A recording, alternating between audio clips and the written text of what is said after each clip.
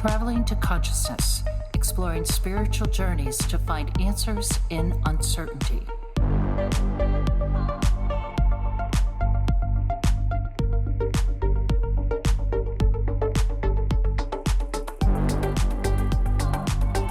What is up, conscious monkeys? Welcome to another episode of Traveling to Consciousness.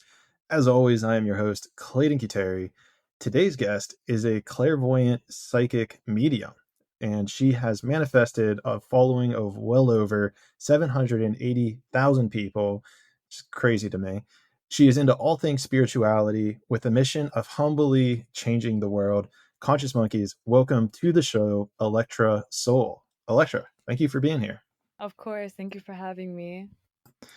I got to be honest, whenever I was kind of browsing through mostly your TikTok, I find it very interesting and admirable that you cover such a wide range of topics. I feel like that's something that not a lot of content creators do nowadays. Thank you. I feel like it's super important to just literally put everyone on as much as I can to the spiritual world and everything. Like whatever it, wherever it takes me, I'll literally just travel with it. I love it. Just go with the flow, right? Yeah, hell yeah. Always. And so that was interesting too, because right when we were in the green room, I was like, okay, so Electra, is there anything like you're reading or thinking about? And it was interesting because your response was, you basically asked me like, how deep are you into spirituality? And it's interesting because I don't really know how to answer that question. So Right. what does it, in your mind, like how deep is deep into spirituality? Like what are different levels that you've seen, in talking with people? Okay. So honestly, I think that in terms of like levels of spirituality, there's never not knowing enough or you knowing too much, but I do believe that there's like, okay, we know about manifesting. Do you know also about the chakra alignments? Do you know about zodiacs? Do you know about, the way that the world energetically works? Like how deep into it are you? Because I feel like, with the ego, there's a lot of different things that we feel are limited. And then there are things that if you are truly like in balance with, with balance with yourself, you'd know that there's nothing in this world that you can't, I guess you can say, see a positive light to. You know what I mean? Yeah. So do you feel like that's kind of the basis then of spirituality, is this idea of being able to put a light on any situation? Oh, most definitely. I think that it's very important to realize that no matter how negative or whatever the situation might be, that there's literally always a way for it to be better. I genuinely believe that. There's never Yeah. like a dead road. Like it's just never going to be as bad as you think, you know? Right. I mean, it Yeah. seems like that there's always could always be worse, but it's interesting too, because I know in people in my life have a very much a worry mentality, right? It's Yes. what if negative, what if negative, what if negative? And it's Mhm. always fascinating to me is like, why don't you just say like, what if positive? Like, what if positive? What if this positive thing happens? Exactly. That's how And I see it as well. it feels like that's almost a stronger energy too, and almost a more attractive energy than the negativity, because it seems to me that if you come with this place of worry, it almost like pulls you down more, or it's harder to manifest bad things in a sense than it is good things. I guess that's how I'd articulate it. No, you're right. You're completely right. Because with negativity or, darker, pessimistic stuff, that's part of the ego. And, when we die, we're not egos, we're souls. And soul, us being naturally souls coming to earth, being a soul, we are literally destined to be positive. It's destined to be good for us because we were born as that essence, but we're the ones who overcomplicate it a little bit and add the stress and the worries and the what ifs because people think it's easier to suffer than to be happy because then you have something to lose.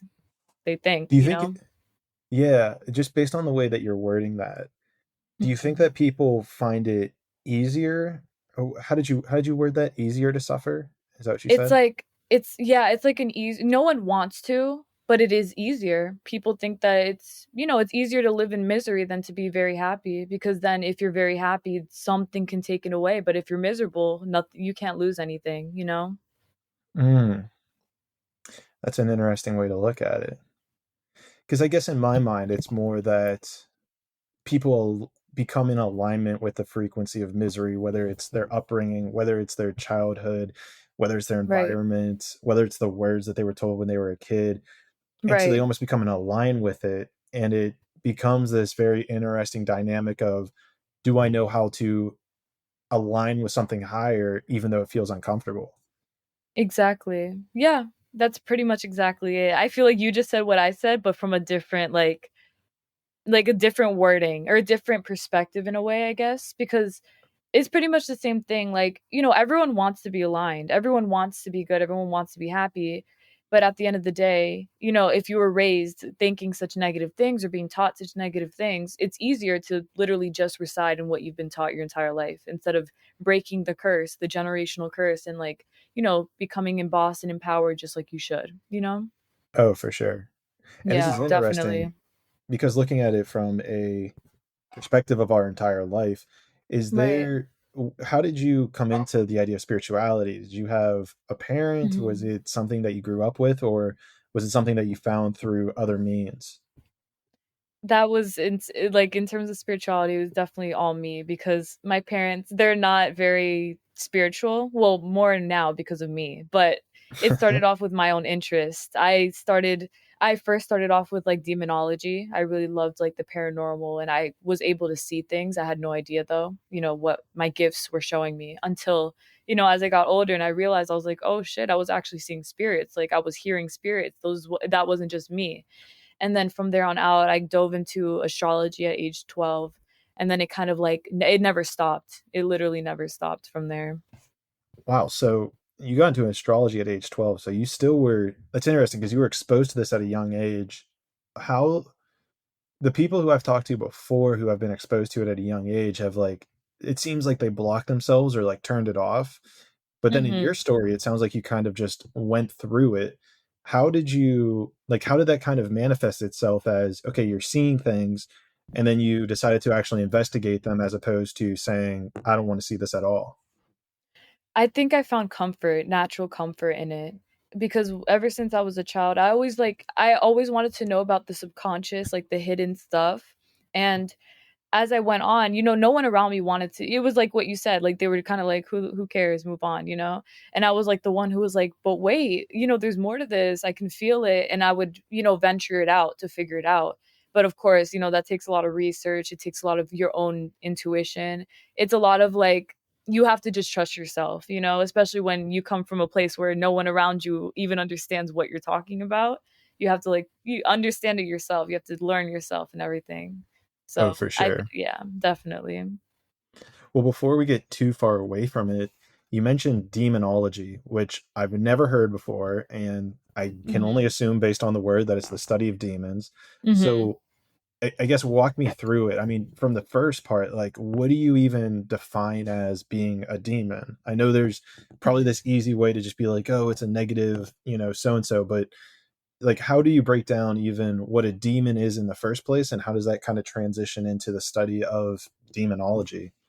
Okay, so in general, the way that I see like demons and things like that, well, with spirits in general, I see it all as a manifestation of energy. Like it's not an actual, physical entity or anything, but it is like a body of energy. The way that I see demons is that they are typically like the worst vibrational kind of being out there. Instead of angels who are like the direct opposite, who very light, positive vibes, it's the exact opposite. And the reason that these are deemed worse than like a negative spirit in general is because a demonic spirit comes directly from that dark source. With the negative spirit, it's more so like a human spirit that was hurt and now you're sad in the afterlife. That's something that can be fixed. With demons, they're kind of like, they just literally thrive off of negativity, and it's just like that for the rest. They're not going to try to change, just like you wouldn't try to make an angel into a bad angel. They won't change. So with that, with demonology, the way it goes is that basically over time, due to all of the paranormal experiences that people were kind of going through, it got to a point where it was hard to ignore. Like you can't ignore the fact that these things are happening, this demonic stuff, even if you don't believe in it. And from there on out, people began to, kind of figure out what was going on. It's like I would say more so the work of psychics that kind of like had to intuitively trust what they were seeing and what they were dealing with. And, repetitive signs like knocking 3 times, that's a sign of like demonic activity, or waking up with bruises and scratches. They kind of had to like put that into like record it so that they can teach people what it is. But of course, demonology is also something that's very like, you have to I wouldn't say you have to see it to believe it, but it is harder in the sense that people wouldn't completely understand what in the world is actually, what demonology truly is, because it's not uh like a set in stone actual, you know what I mean, like kind of like area of study. So it's something that you really just have to know and trust. But I will say that if you are someone who gets into demonology and you do study it, it becomes more evident over time that this stuff is truly real. You know what I mean? It's very, yeah, intuitive based, I feel. Oh, I mean, even to expand on that, I feel like my intuition has led me to a lot of things that I've been Right. kind of holding to be true in this realm of spirituality, afterlife, souls, all that stuff. And Right. where my mind is going with this conversation is kind of the origin of it, because I have a view, like Mhm. the way that I view the world and is kind of that, we have souls, and I've talked about it on the podcast before, but for those who may be their first episode, um, Mhm. I've read books by like Michael Newton, Dolores Cannon, where, our soul basically chooses this incarnation. We have a life experience. We take that back up into our soul and rinse and repeat. So, in this framework, I mean, first of all, negate that if you see it a different way. But then, Mhm. even more so in that framework, how do demons almost, and even angels for that matter? So, the way I've always viewed angels was kind of people who had enough life incarnations where they were able to raise their frequency to get to the state or the consciousness or the energetic state of being an angel. Right. So, does the opposite happen in order to create a demon where people have lived so many incarnations that they are making decisions based on their ego for their Mhm. self, and they take that energy into the afterlife? Is that, Mhm. or help correct me where I'm wrong on what creates a demon? Before we start the show, I must warn you that there are ads throughout this podcast episode. If you'd like to get the show ad-free, you're able to get access by downloading the official Traveling to Consciousness app. It's available in the Google Play Store and iOS Store. I will note that there is a small monthly fee associated to get these episodes ad-free. And this is an important part. Make sure that any purchases you make on the website, travelingtoconsciousness.com, because products are going to be 15 to 30% more expensive through the app, because, the big boys got to get their own check. Even though you're purchasing this stuff through the website, you will still be able to enjoy all this content on the app. Now, if you prefer the free route, you can get a free login on the app, and that will grant you access to challenges, notifications when new episodes arrive, discounts, exclusive content, and so much more. All of this just by searching Traveling to Consciousness in your phone's app store, or click the link below. Conscious monkeys, I need to tell you about these psychedelic fabric mushrooms that are absolutely incredible that I've just come across. They're all one of a kind and are honestly a perfect trip buddy. They're an incredible addition to anyone's like house or room who takes psychedelics and you have a certain spot that you like to go and relax. You're going to have to check out these Aquarius mushrooms. These high-end mushrooms are made with 100% recycled material and are all one of a kind. Honestly, these mushrooms are something I'm not going to be able to describe in words alone. You're going to need to check out the link below and search to see if you can find one that resonates with your soul. Remember, they're all one of a kind and made from 100% recycled material. Aquarius mushrooms, premium mushrooms for the new age of enlightenment. Get yours today. And with that being said, conscious monkeys, let's get back to the interview. Okay. So the way like when people usually ask me about, oh, how are angels angels and how are demons demons, people sometimes think, oh, so a demon's just a really bad person.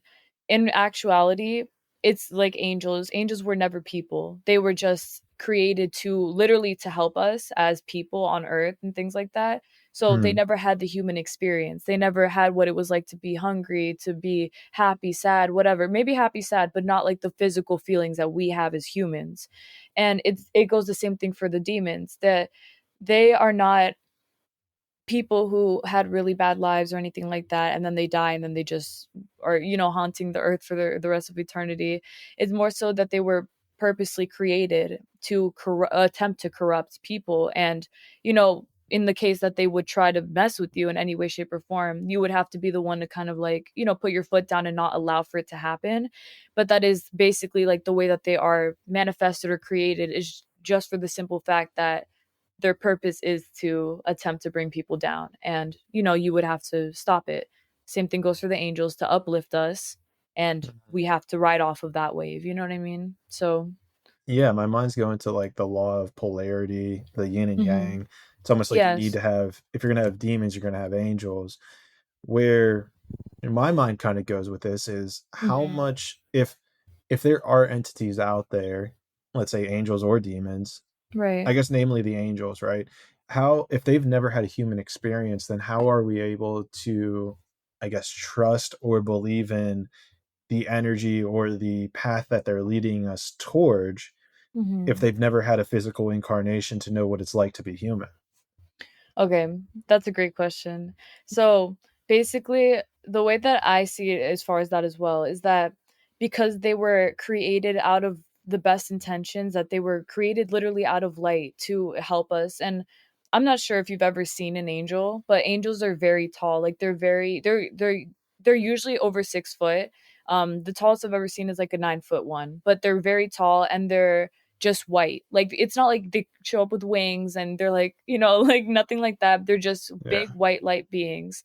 And off of that energy, you would just know that it is like a vibrational alignment, that you're like, this is a good spirit. I know I don't have fear. It's like a natural, it's like you connecting again with the light inside of you, where you're just like, I Mm. don't have to fear anything. I'm fine.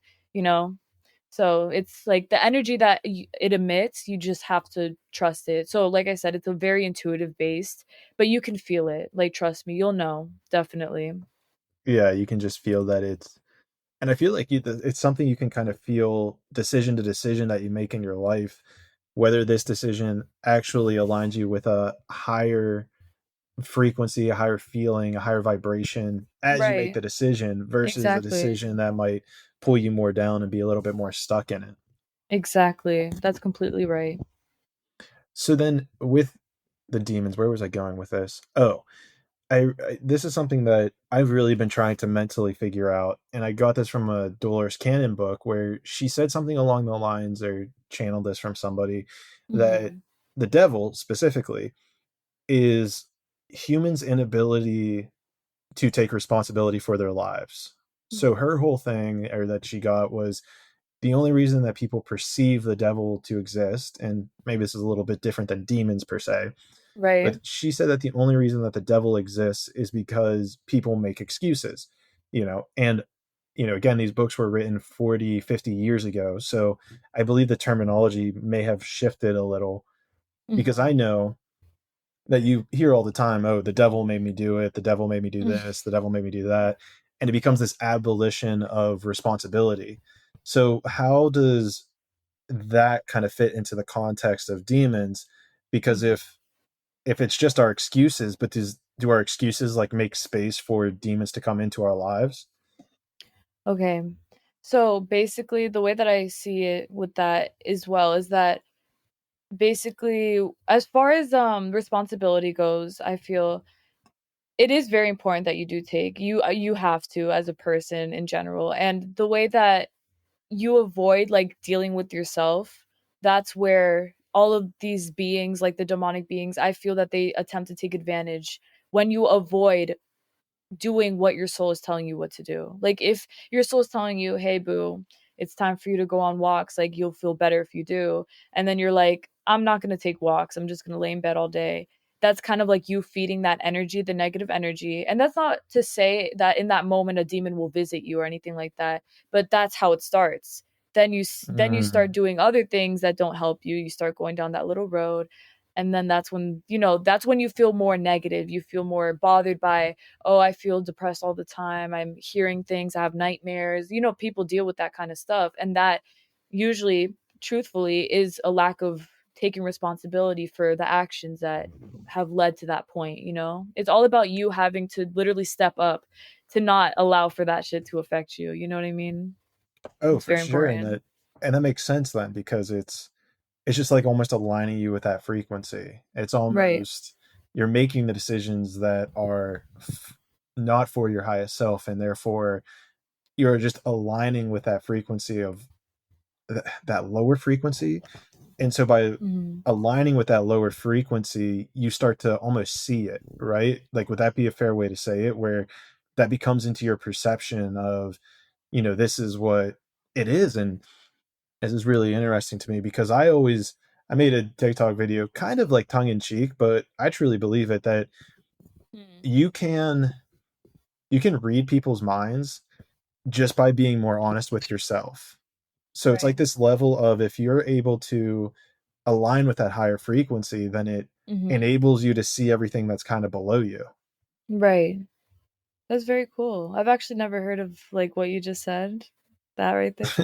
I think that's a cool perspective because it is true. It's like all this stuff, it's the same, but it's all taught in different forms. So I guess it's like so people can understand it better and like, different perspectives and things like that. Because not everyone is open to just hearing one way that it works.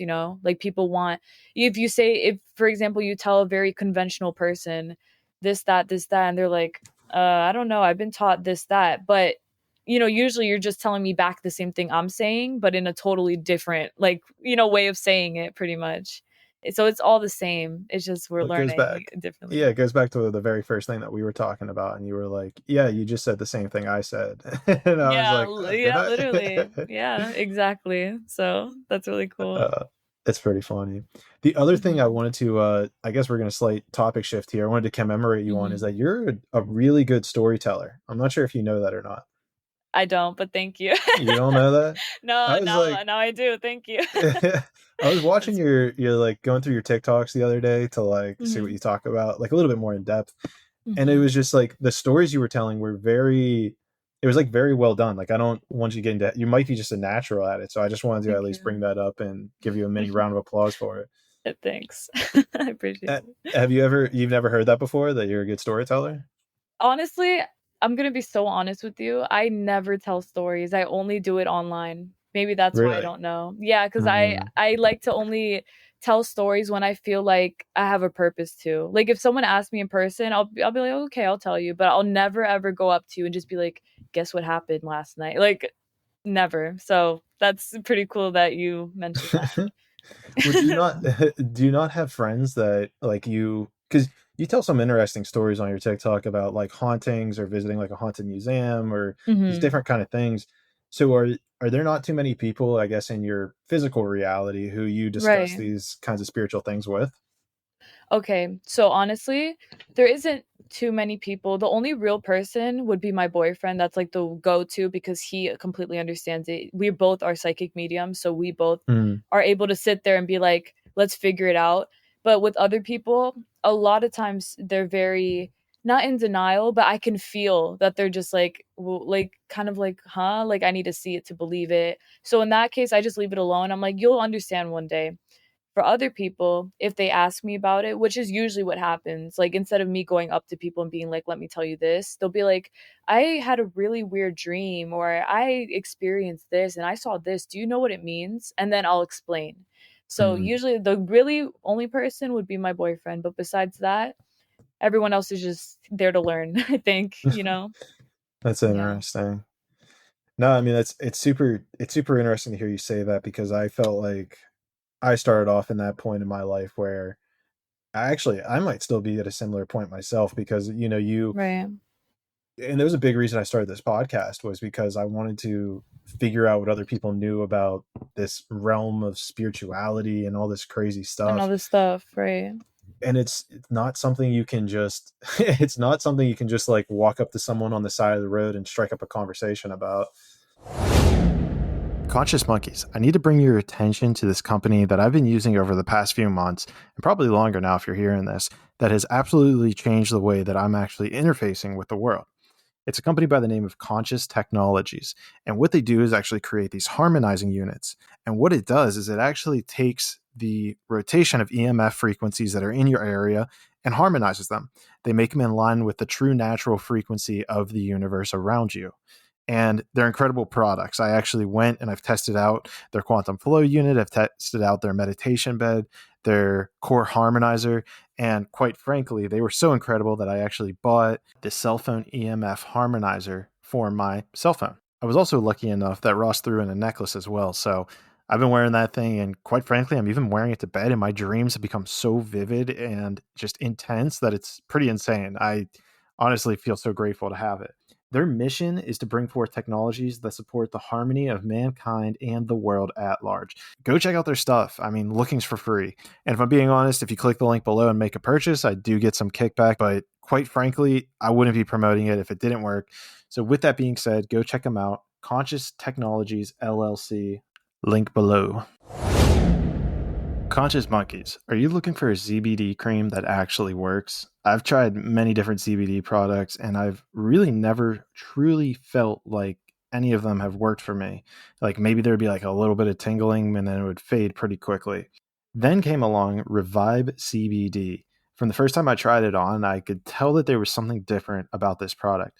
I noticed that any joint pain I had was gone within minutes of applying it, and it lasted for significant duration. I don't have an exact time for you guys, but do your own test. So if you're still looking for the right CBD cream, then this might be the right one for you, because if you resonate with my vibe, then maybe you'll resonate with this vibe. I actually kind of just made that up on the spot, so hopefully you liked it.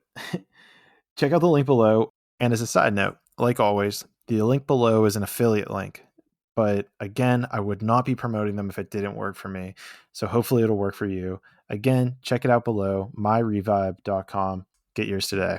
And with that being said, Conscious Monkeys, let's get back to the interview. But usually people are very open. I've noticed that over time. Like, for example, when I was in Nantucket in June, and I remember, like, for me, everywhere that I go is a spiritual experience. Even if I don't say it or talk about it, I see everything as like, there's a reason for this trip. There's a reason for this, whatever. So I remember one day a guy just comes up to me and my friend group while we're there, and he's like, let me tell you about this story about something that happened to me 30 years ago. And it was a story about how he was visited by a spirit, and he didn't know it was a spirit. He thought it was just a man. And him seeing that spirit said, it's like a whole thing, but basically what happened was he fell and he had barbed wire, something like that, go through him. And if he had stayed down, because what happens, he was laying down and he woke up and he saw the spirit, and the spirit scared him enough for him to get up and to go do something about what was going on. And he told me that he 110% believes that if he didn't see that spirit, that he would have laid there and just died, literally bled away until he would have passed away. So he said that at that point, it was like it saved his life. And it happened That's like two wild. more times with other situations. Something about a wrong direction. He was going in the wrong direction. He saw the spirit and he turned around and then he left. And later on, he found out that something would have happened if he had continued down that road. So it always Shit like that's happens. trippy. Shit It like is that is so trippy. trippy. And I especially for remember, someone, go yeah, ahead. go ahead. No, I was just gonna say, especially for someone to go up to a like a girl who would understand, or even just people who would understand it, and to share that, I feel like it's so aligning. Like it's just so spiritual. I Did don't he know. just It's so randomly come cool. out of nowhere to share that with you?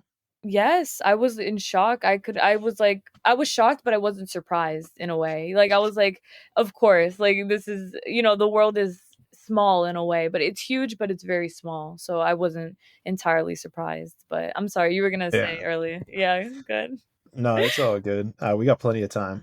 I got you. I got We'll get all you. the stories in. Yeah, But for real. it was reminding me of some sort of there was a football incident where after the play was over, it was like nasty hits and all that stuff. Mhm. And there was a guy, like, it was kind of a pile up almost, but it was maybe a small one. And there was a guy on the bottom, but then the guy on top of him was kind of like laying diagonal. And what happened? I forget exactly how it played out, but basically the guy Mhm. on the bottom wasn't injured, but the guy on top was. Right. Now, the guy on the bottom just didn't move, which isn't normal for someone after a play. Like if someone's still laying on you, you get pissed off, you push them off, whatever. And Right. I don't remember exactly what he said after it, but he said something about like something or someone was telling me to just stay still. And so he just didn't move. Turns Mhm. out, had he moved and got up, the player that was injured on top of him would have died from like the way that he would have moved off or something like Oof. that. That's so It's so scary. it's scary. Yeah, I mean, it's Yeah. a very Yeah. wild sport, but just to have that awareness of like there was something that was speaking to me that told me not to move in this situation. I mean, And then shit you like still that, did. it's just, wild to me. It's so real though. Like I love that so much. It's like scary to think that that person could have died had he moved, but it's I love when people actually listen. Like they hear that voice and they're like, I just did it. Thank God. Like thank you for doing it. So I Why do love you that. think why do you think people don't listen to that voice all the time? Overthinking. One word. Overthinking. Literally anxiety, scared, I don't know, uncertain. Just listen. Like if you hear it, it's not for no fucking reason. It's coming up for a reason. You got to listen. And I always feel like if people don't listen, that not that it's a bad thing or that bad things will happen, but I feel like if they feel a very strong feeling and they don't listen to it, that's when something I guess bad, really bad can happen. But if something minimal, like I feel like everyone does it every day. You know, even you, maybe you thought I should go down this road, but you're like, I'm gonna take the other road. Maybe going down the other road, there was a roadblock, and you're like, oh, that's why I should have went the other road. But you know, it's a small inconvenience, but it was still something that showed you to I do it another road. You know, I yeah, do it with everyone food does all it. the time. I do it with I food all li- the time. That's okay. I was gonna make a food example and then I changed it. Yeah. Trust your That's intuition. funny. Yeah, you see, like literally right then Yeah. and there. That's Well, it's insane. funny. There was a story you had where you were talking about applying for some sort of spiritual workshop or something, and you Hmm. pulled out your crystals to. Do you want to tell that story? I Hell think yeah. it embodies exactly what we're talking about.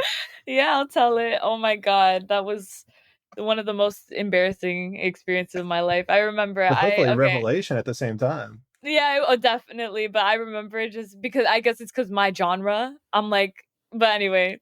So basically, what happened was I was so set on not working anywhere ever again. I was like, I'm not working anywhere unless it's somewhere I want to work at. So, you know, whatever. I found a spiritual shop nearby. And as you may or may not know, like spiritual shops, they're not as consistent in work as like you working at a hospital or like a restaurant, even. You know, it's just not, but I didn't care. I was like, I don't care. I want to work somewhere that embodies me. So I went and I asked them, I was like, do you guys have openings? And they were like, oh, you know, what were you looking for? And I was like, I don't know, like any psychic stuff, like I'll do anything y'all want me to do. And they were like, well, we do have a small opening. It's not much though. It'll only be like 3 times a week. Like, are you okay with that? And I was like, I didn't care because at the same time I was only 18. So or nine I no, I was 18 years old. So I was like, I don't give a fuck.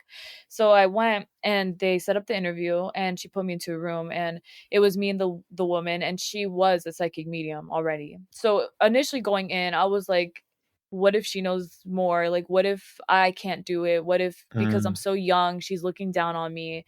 And so I went in, you know, with that fear. And I remember I was like, she might have, I think, no, she told me at the end that she knew I was nervous, but I was literally like low key shaking. I was like, I didn't want to fuck up.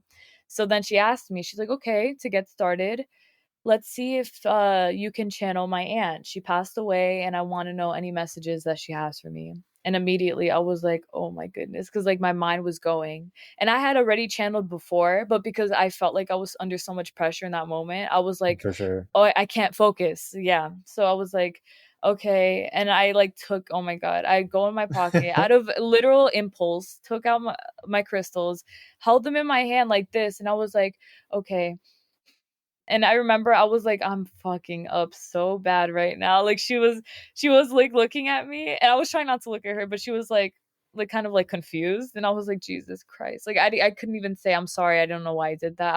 I just went along with it. So I played Yeah. dumb and I was like, okay, um, I feel like she wants you to know this and that. And I think it didn't align completely. And she was like, like she was like, I don't know, this, that. And I was like, okay. I was like, what, like, at that point, I just kind of stayed quiet and she continued. She's like, well, that's okay. Let's just move on to the next thing. She's like, do you know, or can you channel where, I think she said where she's from. It was something like that, or where we're from, like my family. And I remember, to be completely honest, like she was a middle-aged white woman. So in my head, she didn't have an accent, nothing. So I was like, Wyoming. Like in my head, I was like middle states, like maybe, like kind of thing.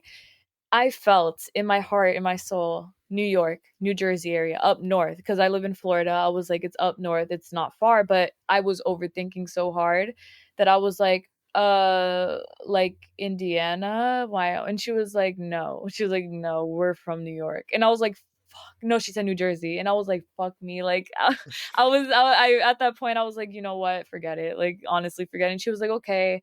She's like, I think we're done, but I wanted to talk to you.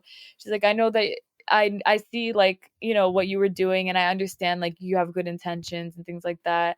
But she's like, first, like, no one takes out crystals to channel. And I was like, I knew that. I admitted it. I was like, I knew that. I'm sorry. I was just so nervous. She's like, I could tell you were nervous. And I was like, I know. It's just that I really don't want to work anywhere else. Like, I want to be a psychic, like a professional, good psychic medium. And I was like, I'm working on it. Like, I'm getting there. She's like, I understand that. But she's like, I want you to take a moment and I want you to tell me, like, when you were trying to channel, what did you hear? A bunch of voices? And I was like, yeah. It sounded like you're in a room and there's just people just talking everywhere. So she's like, is that how it sounded? And I was like, yeah, I just heard a bunch of people. And she was like, okay, that's literally you just channeling. She's like, the thing is that you didn't say, let me channel her aunt. You said, let me just hear it. And you heard it from everyone. So that's why you didn't get a message. It's because you were just listening to whatever was coming through. And I was like, no shit, like, duh. She's like, because anyone can come through. She's like, bad spirits, good spirits, this, that. And I asked her, I was like, by any chance, have you ever experienced hearing a bad spirit or being tricked by, like, you know, someone pretending to be a good spirit? She was like, oh, definitely. You know, bad spirits, they try to like come through and give you fake messages and all this stuff to scare you. She's like, but it's never true. So she's like, whenever you channel in the future, it's very important that you locate a spirit and you say, let me talk to this spirit, let me see what comes through, and then that's how it starts. And I was like, that's good advice. And after that, even though obviously I didn't get the job, like she told me, she's like, you know, understandably, and I was like, it's fine. I felt like I learned something that day, and that was that I learned how to successfully channel one spirit and not 1,000 million, you know, all this stuff. And after that, I never lost that advice. Like, I kept it with me. So I love it. yeah, it was crazy, but meant to Well, I be. mean, I think that's like the nugget in there is like understanding that discernment, you know, with your, you know, being able to channel. Right. Because I know I had a teacher who helped me out to create Mm-hmm. my pathway. And I mean, I have this like 3 paragraph thing that I'll read off in order to open up the channel. And it's Right. exactly what you're saying. Like the first paragraph is identifying the light beings I want to talk to. The next paragraph is identifying like that no meddling spirits, save me from my third density mind and ego. And then the Right. last one is like identifying who or what I'm trying to receive this information for. And so I find that really fascinating that that was actually the message Like the that same came through thing. for you. Yeah. Yeah. It's literally the same teachings, just worded differently. Same shit. But where, and I'm going to push back a little bit on her. Mhm. Why are you, is it like, are you not like allowed to channel with crystals? I mean, I don't see that as being like a wrong thing to do, or what, like Mhm. what happened in that situation? I think what she was saying, because when I did it, it was a very egotistical, like, I knew I was thinking with my ego, because in the moment I was like, maybe if I take out my crystals, it'll look better. But it was very, like I said, Mm, impulsive because I was super nervous. So I just did it. And then as soon as I did it, I was like, that's not like the thing about crystals, like they do help you. And, you know, with the energy that they give off, depending on what it is that you're looking for, it will help you out with that. But what it really was she was basically telling me to not depend on the crystals to get me to hear a spirit. Like, the crystals itself was not going to allow me to hear a spirit. It was going to be me. And, you know, no psychic gotcha. medium was going to, you know, they don't, it's just not like something that is done. You know what I'm talking about? Pretty much. It's just, yeah. It's not like a common practice, but I don't Yeah, know. I mean, exactly. But I I think kind of it's view, possible. yeah, exactly. I view Yeah, this as like you create your own adventure type thing. So exactly. like if you want to use crystals, by all means, like, you know, roll a crystal, and if it appears a certain way, you can like look into it, I'm sure, and see, you know, what you want to see. Exactly. There are no limits. I don't. Yeah. Yeah, you're right. Literally. Yeah. So, but maybe to your point, she was more seeing it of like Electra's using her ego to pull out these crystals, and I'm sure she could just see it from your energy. Exactly. She know. She know. She know. Yeah, she definitely know. Yeah. Have you gone back and visited her at all since then? Actually, that's where I got my first piece of moldavite. I don't know if you know what moldavite is. I do not. It's it's a tektite. It's not a crystal exactly, but it's yeah, it's like a very small tektite. Well, it's not small. It's actually a huge meteor. I can't say that You got it. meteor. Yeah, that basically landed. Oh my gosh, I forgot the origin. I think it's. I don't want to say anything wrong. Actually, I'm not even gonna say. It, but it We landed. can Google it. Okay, cool. Let Because me know how to I spell okay, it's mold it. MOL MOLDAVITE. MOLDA And then you'll see like the Moldavite. origin. Yeah. Moldavite. It's an extremely powerful tektite. What does It it like do? it like Well, what's shakes a the tektite? core. Let's back it up just a little bit. What's a tektite? It's like a piece of glass kind of. So it's like I said, it's not exactly It's beautiful. crystal. It's really pretty. It's green and it's like they sell it in very small parts because it's so like it's very I guess you could say rare or hard to have because it's so powerful. People tend to like if you sell I think even like a small piece like this costs like $50 to $100, like a very You're small making like small a piece. okay sign with your hand, just in Yeah, case like a anyone's very listening. It's yeah. like, Oh, yeah, yeah, yeah. Sorry. yeah, Yeah, it's all very, right. very small piece. No, you're You're too good. used to TikTok. Yeah, yeah. I'm spoiled. No, It's all right. but that's yeah, it's a very, very cool little thing, but it does wake you up inside spiritually speaking, and that's why it's very I guess you could say it's not that it's hard to have, but it's more so like, are you prepared to have it? Because having it, it's almost guaranteed that you will be feeling an energetic shift within your life, that things will change, things go on, especially if you're somebody who hasn't done much of your work to be, I guess you could say, like aligned spiritually. That's where that comes in, and it kind of like forces you to wake up. Like it's not a choice anymore, baby. Like Mm. I'm gonna wake you up, So It's out of your like when hands at I this remember point. yeah, exactly. So at that point I remember I bought it and it was like in an oil and it had the tiniest piece of it at the bottom. And I Mm. remember she told me, like she was the one who put me onto it. She was like, "This is moldavite. This is very rare. It's she told me, she's like, to be honest, because she sold it for a cheaper price than like other people would, and she was like, you're better off just getting it now, because she's like, there's no guarantee that anywhere else will sell it for as cheap as we Wow. do, this that. And I got it, and honestly nothing really shifted because at that point I was already very deep in my spiritual journey. But I remember that I did feel of energetic shift in terms of like my determination. I remember I was like, damn, I feel more motivated. I feel like I want to do something. For other people, things tend sometimes they fall apart completely, not in the worst way, but like it's almost like they fall apart to come together, but it's a very Right. rude awakening pretty much for To some shake you people. into your alignment a little bit Yeah, more, as opposed to what exactly. you're going through. Yep. So I found the story of Moldavite formation. Yeah. Moldavite is thought to have formed about 15 million years ago in the impact event that produced the Rays, I believe I'm saying that right, Rays and Steinheim craters in southeastern Germany. Mm-hmm. An incoming asteroid is thought to have broken into two pieces that produced this pair of craters. The impacting bodies approached from the southwest. They hit with a high enough velocity to melt and splatter the target rock across a strewn field, STREWN, a strewn field that Mm-hmm. includes portions of what is now the Czech Republic, Austria, and Germany. Most of the splatter solidified in the air and fell to Earth in the Czech Republic. Meteorite experts have named these materials impactites.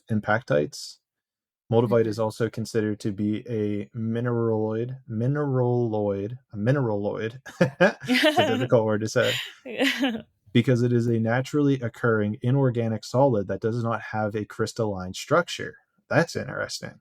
It Mm-hmm. solidified so quickly that atoms did not have enough time to organize themselves into minerals. That is Right. fascinating. And they've It got like a little is. picture here. Wow. if you're looking for this article, geology.com/gemstone/moldavite. Wow, that's pretty That's amazing. fascinating. Conscious Monkeys, if you're looking to start your own podcast, I have the two tools that you need to use to get that show on the road. And the names are Buzzsprout and Riverside. I'm combining these into one ad because, I've honestly had nothing but the best for them. But if you're going to be using one of them, you might be using the other one. So what Buzzsprout is essentially the platform that I use to put my podcast out there. It's the reason you can hear this. It's the reason that I appear on all these different directories. The thing you might also need is that if you're interviewing people, you're going to need Riverside as well. And quite frankly, I'm using it right now to even just record these podcasts because they will even dilate in. Dilate in? I don't think that's the right phrase for it. They will harmonize your voice so that it sounds equivalent. So if I start talking quiet at one point, they have a built-in editor that will actually make your voice sound crisp. I highly suggest Buzzsprout and Riverside. Go check out the links below in the description. And like always, these are affiliate links, so I do get a minor kickback if you do sign up with them. However, like always, they are incredible. The support has been on point and they always get back to me, so I highly recommend them. If you have any questions, they're there to help. So with that being said, go check it out in the link below, and let's get back to the interview. It is. It's really freaking cool. I love things like rare stuff like that. So I don't know, maybe this is a question for someone in the chemistry field, but do you have any idea of the correlation between like the crystalline structure and its spiritual properties? Do you know if like certain gems that have them versus the ones that don't have them, if that creates a different energetic it has to create a different one, but do you know the correlation between spirituality and that?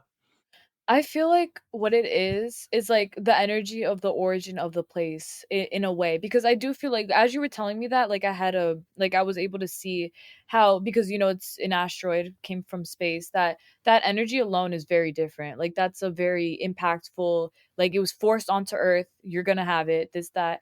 As for other crystals, for me personally, I feel like seeing them in like Brazil, because a lot of them come from Brazil, some of them come from like countries like Mexico, even, like they're all over the place, but they're kind of like already set for you to have, you know what I mean? Like Mm. there's definitely like all the crystals that anyone has ever bought is not created, but it has been found and molded and like scraped down to be clean and pretty, but it all comes from this earth.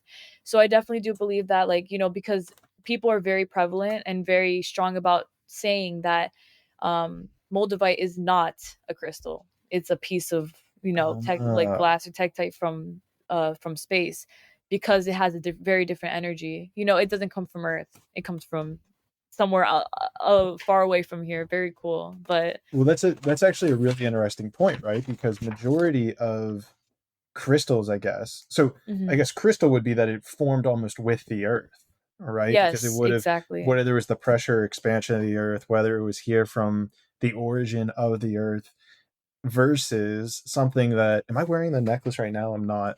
But there was even Mhm. it's a thing called shungite. I'm not sure if you're familiar with it, but Yes. you're familiar with it? Okay, so I Yeah. have a necklace like that kind of is infused with gold and different stuff. And Mhm. so that's to your point. That's another thing that's like an asteroid that impacted and then came from a different Earth, right? Because even if this was I think they said 15 million years ago, Yeah. Moldavite got here, and it's like that's nothing in the history of the Earth. So that's pretty Yeah. crazy to. That's interesting. It's an interesting thing to have crystals that were on Earth from the very beginning versus ones that were made from the impact of a meteor. Exactly. It's very, very interesting, but I definitely believe that it all makes a difference. Like more the energy shifts depending on that. What type of energy shifts do you think? I think that because, like you said, like with the earth, I feel like we were obviously destined to finding like all the crystals that we have here because they were on earth, they were placed here for a reason. And we find them, there's no way that we won't. And with as for its like with moldavite, for example, I guess you could say it's like the chance of it, because I do believe truly that everything does happen for a reason, but the chance of it coming down to earth for us to find, you know, like we found it because it came to earth, it crashed, now we have no choice but to deal with it, and now here, oh my god, we found this piece of moldavite, let's distribute it to the people. That alone is like a totally different energy in itself. It's like venturing out something that came on accident for us to have on purpose, you know what I mean? Like it's like the purpose of Yeah. it coming. Well, because that's interesting too, right? You're bringing in the idea of, people say coincidences. I don't really like the word coincidence because I feel, and it sounds like you're in alignment with this, where it's like everything happens for a reason. Like there's a Yeah. reason that, and it's interesting too, because I've had really smart people who have asked me, like, do you really believe everything happens for a reason? And I feel like we've even gotten to science. Like science even proves that everything happens for a reason. It's Mhm. Newton's, oh, I forget which one of Newton's laws, that like everything that has an action has an equal and opposite reaction. So, Right. hell, if, someone were to interrupt this podcast for some reason, like there's a Yeah. reason that happened. Right. So I always find that really fascinating. But then to layer this on top of the asteroids is really a fascinating thing as well, where it comes into play of, okay, we're going to put certain minerals or crystals on the earth, Right. and then we'll now introduce other things, as whether it's humans progressing in society, whether it's, mental expansion, whether it's our consciousness rising to a certain level. And Right. it's like, let's send them this mineral to help them elevate their consciousness in a more harmonious, or almost like a more faster way. Does Right. that resonate with you? Yes, I see what you're saying. I definitely like can understand that perspective because it's almost like the way that I guess the things that we were shown as people, it's almost like we have no other choice but to expand as souls. Like it all leads down to that. I genuinely believe that, like, no matter what it is, if you because I don't want to say this in like a way to, I guess, offend people who feel like that are more aligned with their ego. But genuinely, I do believe, like, kind of back to the beginning about the responsibility thing. Like, in order to become more and more and more aligned, you have to understand that it does take you just taking responsibility for your life. And just to say, like, I'm not going to deal with shit that I don't want to deal with. I'm not going to victimize myself, be this, be that, if I don't want to live that way. And that's why, like, all of these things that are happening, they all lead up to that moment, like, in which you're like, no, I can do this, like full empowerment. That's like the whole thing. I truly think of this whole thing is just being aligned within, not even just aligned, because it's not more so like, oh, if you're not aligned, you're not good, because that some people think, and that's also an egotistical perspective to say something like that. It's just all about what you feel is the best for yourself. Do you feel totally content with your life? Do you feel spiritually like you got this shit, like you're good, you're straight, there's no rules, there's no you have to do this, no that, it's whatever you feel, it's like specific to you, because what I need in my life is not going to be the same thing that you need in your life, you feel me? But us having two totally different things and us being totally content with that is still enough for us, because that's what's destined for us. Do you know what I mean? Oh, Like for sure. that's, yeah, that perspective is. It's reminding me of when I came into the realization that, this is going to sound super basic, but the Mhm. realization that not everybody wants the same thing.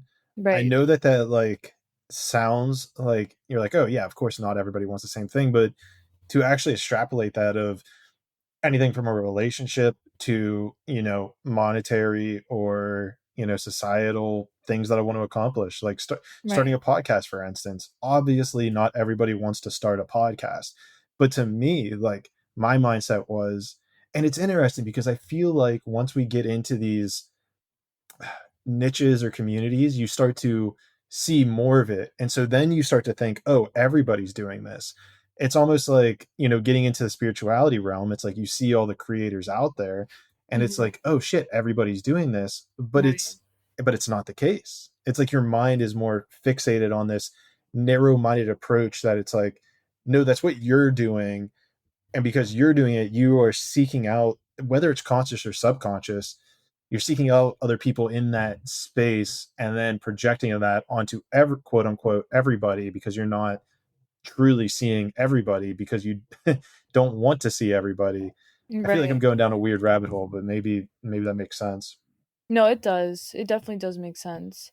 Like, I feel like that definitely is true. Like you said pretty much before that, not everyone wanting the same thing or not needing the same thing, that all comes together at the end for whatever feels the best for you, because I genuinely do believe that that's really important. I think it's really important that people don't, okay, like, yes, I want people to know this. It's just the fact that just because it seems like it's good for this person to have it does not mean that you need that too, because a lot of times people will beat themselves down saying like, oh, but you're a psychic and I don't know. I'm like, girl, like, there's no correlation, like there's nothing. If you're happy being a musician, for example, singing your heart out, that is what you're doing. That's your thing. I'm not going to be the best singer in the world. You feel me? Like, that's not my thing. That's not my genre. But that's like what I need is being aligned with my psychic abilities, because that's what makes me me. And for you, go ahead, for you, for example, go ahead and be like, do podcasts. Like, that makes you good. That makes you feel happy. That makes you feel like you have what you need in your life, the alignment. Does that, yeah, like pretty much exactly that. And yeah, it does go down a rabbit hole in a way, because it's very deep. Like, this can branch out to hold everything, but it really is as simple as that. It really is that simple. Conscious Monkeys.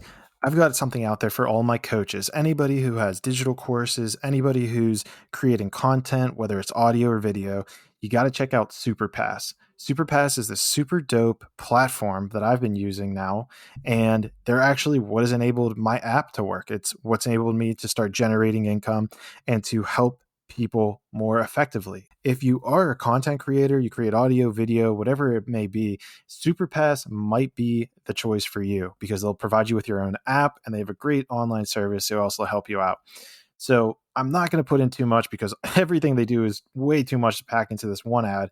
I will say go click the link below because that is where you'll be able to find all the information. This is an affiliate link and I wouldn't be promoting them if it didn't help me. Click the link below and go check out Superpass. With that being said, Conscious Monkeys, let's get back to the last segment of the interview. Well, I'm always down to push the depth of the rabbit hole that we're investigating because For real. something we love to do here. So Hell yeah. we don't have to stop any rabbit hole shallow. Okay, Um, bet. you're like challenge I'm accepted. like, right, bro. that was what I should have started this off with. That's what you need to know. Yeah. Now you're like, oh, okay, I won't hold back. For real. I won't. No, just kidding. All right, let's push it. So then, okay, here's where we can. Let's open up this rabbit hole. Okay. What does the word and what is your belief system around aliens? Aliens are 110% real. Don't care what anybody says. The most logical person in the world could say they're not real, and I'll say they're definitely real. I'm gonna say right here, right now. Okay, I have this collection of books called Conversations with God. It's a 4-book series. So it's basically like, the start out is that this person said that he wanted to channel God, and he wanted to see what God had to say and things like that. So what he did was he started writing, because usually there's this thing called I forgot what it's called, but it's like a type of writing where you just start writing, and whatever messages comes through, you Just just right. write. I do that. Yes, that's it. Yeah. Yes. So he Conscious did stream that. of writing. Yes, it's very good because it helps.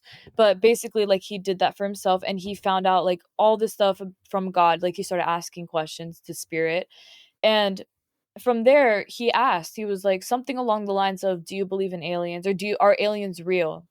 And God said, I'm not going to expose too much, but I am going to say that you as humans would have to be very ignorant to think that you were the only species in this entire universe. And right then and there, I was like, there has to be millions and millions and millions of different species that we don't know about out there. Has to be. And even though I haven't like, I have seen a few like UFO kind of sightings, things like, in the sky or whatever. I mean, in terms of that, I feel like that's as far as it goes. Like, for some people, I'm sure they've had dreams or have had been visited by extraterrestrials and stuff like that. For me, I haven't like ventured it out. I feel like if I were to like look into it and figure out like, let me channel this and that, I could, but for some reason I don't know. I feel like my soul is not meant to advance to that for some. I don't know. I feel like because for myself, I believe that this is my last lifetime, and I feel like that's for a reason. Because the way that we're going down like this technology route, I love. Like, don't get me wrong, like, technology is amazing. I love it, but I am afraid to see how far it can go, and I feel like that might be why it's my last lifetime. Because I know by the time I'm old, there's gonna probably be like walking freaking robots around town. Like, Oh, who yeah. knows? Who knows? And I don't want to see it. To be honest, it scares me. So I don't. So I Well, think that that's it that stops fear might be why you that have to come fear. back, though. Oh my God, you're right. Like as I was saying that, I was like, am I like creating a new thing? Like, yeah, that's funny. I was about to But say I'm honored to host you on your last life, but I was going to say if it's fear's the reason you might have to come back. oh, for sure, yeah, you're right because I guess it's not like a genuine like, oh, I'm afraid. I just feel like it's not meant for me. That's I guess that's more so to say. I feel like I'm just here for like the touch ups in my own life and like to expand on what I already know to help people. But as far as like the rest goes, I think that it'll be taken care of from there. You know what I mean? Yeah, and I mean, bring up an interesting idea, which is I kind of want to stick on the alien conversation, but Yeah, you bring we up can. well, maybe we'll come back to it because you bring Yeah. up an interesting idea that I'm contemplating, which is like your last life, right? I mean, Hmm. maybe some people can get it all done in one life. I don't really know how frequent that is, if at all. But Hmm. how, I mean, are there, because I think I saw on your website that you even will read into people how many lives they have left, how many lives they've lived. So, Hmm. like in your personal research, what's the average amount of lives people have? And are there characteristic traits or something that determine how many more lives you have, if this is your last life? Like, how do those numbers all shake out? Okay, so the way, like in general, the way I see everything is that nothing is solidified. So even like with lifetimes, for example, when someone, the reason I have the lifetime count on my website is because I want people to know, in this very moment, right here, right now, I see that you have 5 more lifetimes left. Now, depending on you, if you decide to take a different Real route quick, in your life, are you saying me, or are no, you just saying no, so in okay, you're saying general, in yeah. general. Okay. Yeah, sorry. Yeah. That's So all right. if, That's just yeah, verifying. I wanna you're make good, sure. bro. Take any of this too personal. Like, For oh real. shit, 5 left. I got shit to do. For real, that's a long journey. But anyway, basically, it's kind of like if you take a different route in your life, like let's say right now you're doing the best that you can, and then in 5 years, you decide to go down a very different route than you were supposed to. That could easily add on to your lifetimes, or even if you take down a better direction, you could easily remove some of the extra lifetimes you have. So, like I said, like nothing is set in stone. Depending on you, that's how it would play out. But as far as like how many lifetimes we all live, it is entirely up to that specific being. There's no amount like you have 100 and you're just going to live the 100. It's like whenever you are ready as a soul to finally be done, that's when you're done. But it's not up to Hmm. it's not like a like I said like a specific nothing because to me the world has no rules. There's no rules anywhere. So if you're done in this lifetime, then you're done. If you're not done, you'll come back. If whatever you decide for yourself, whatever's best for you, all that stuff, it's all going to play a part in that in the long run. That makes a lot of sense because the way that I've kind of the research I've found and stuff Mhm. that's felt right intuitively has kind of come down to the idea that we chose to incarnate. And the reason that we made that choice to incarnate was to kind of learn a bigger lesson or learn things quicker. It was almost like learning things quicker was a part of the incarnation because it seems like to me that you can study stuff, in the spirit realm, astral realm, wherever the hell it is. Mhm. You can study stuff there to grasp it, but almost coming to earth is like the actual test. It's almost accelerating the learning process. And so, to your point, I guess it makes sense that this could technically be anybody's last life. The Mhm. question becomes like, do you want to reincarnate? Do you want to learn faster? How do you do that? Because in my opinion, you're never going to be forced to reincarnate. Is that Never. Do you see that the Yeah. same way? I do see it the same way because I will say when I was younger, I feel like I took spirituality in a more like an egotistical approach in a way because I'd be like, you have to do that. You have to do this. If you this, that. Mm, But in reality, like I said, there's no rules. So now I see it. I'm like, okay, I do believe that there's a choice for everybody to make in order to see if you want to come back, if you feel like you want to, because I have I have channeled a lot of spirits who, when they pass away, they're kind of like, it's not limbo, like they're good, but they're still chilling as a soul. Like sometimes they're just like, I'm going to come back later, or I need time. A lot of times like spirits need time before they come back to earth. But I will say, like, generally speaking, that with spirits, they tend to feel like I do want to come back because I have stuff to finish. Like that's really like, if you die in a car accident out of nowhere today, not you. I'm like, knock on wood. But like for Someone. example, someone, for Yeah. example, they would, if they have their whole life going for them, they're gonna be like, holy shit, I still have to go back to do the same, not the same thing, but I have to go back to figure out what else I have to do left. Like a lot of times it's like that incomplete feeling. But I feel like if someone genuinely feels like I've completed what I had to as a soul, I feel, not ego, as a soul, I decided that, then I don't have to reincarnate. And I also think that kind of plays into like what I was saying. Like it's my choice. Like I've made this my last lifetime. I feel like if I, like you said, if I wanted to come back, I could just say I'll come back the next lifetime. I'll be back again. But I don't feel like I need to. Like as a soul, I don't feel like I need to. So yeah, Gotcha. pretty much like you said. That's pretty cool. There was Yeah.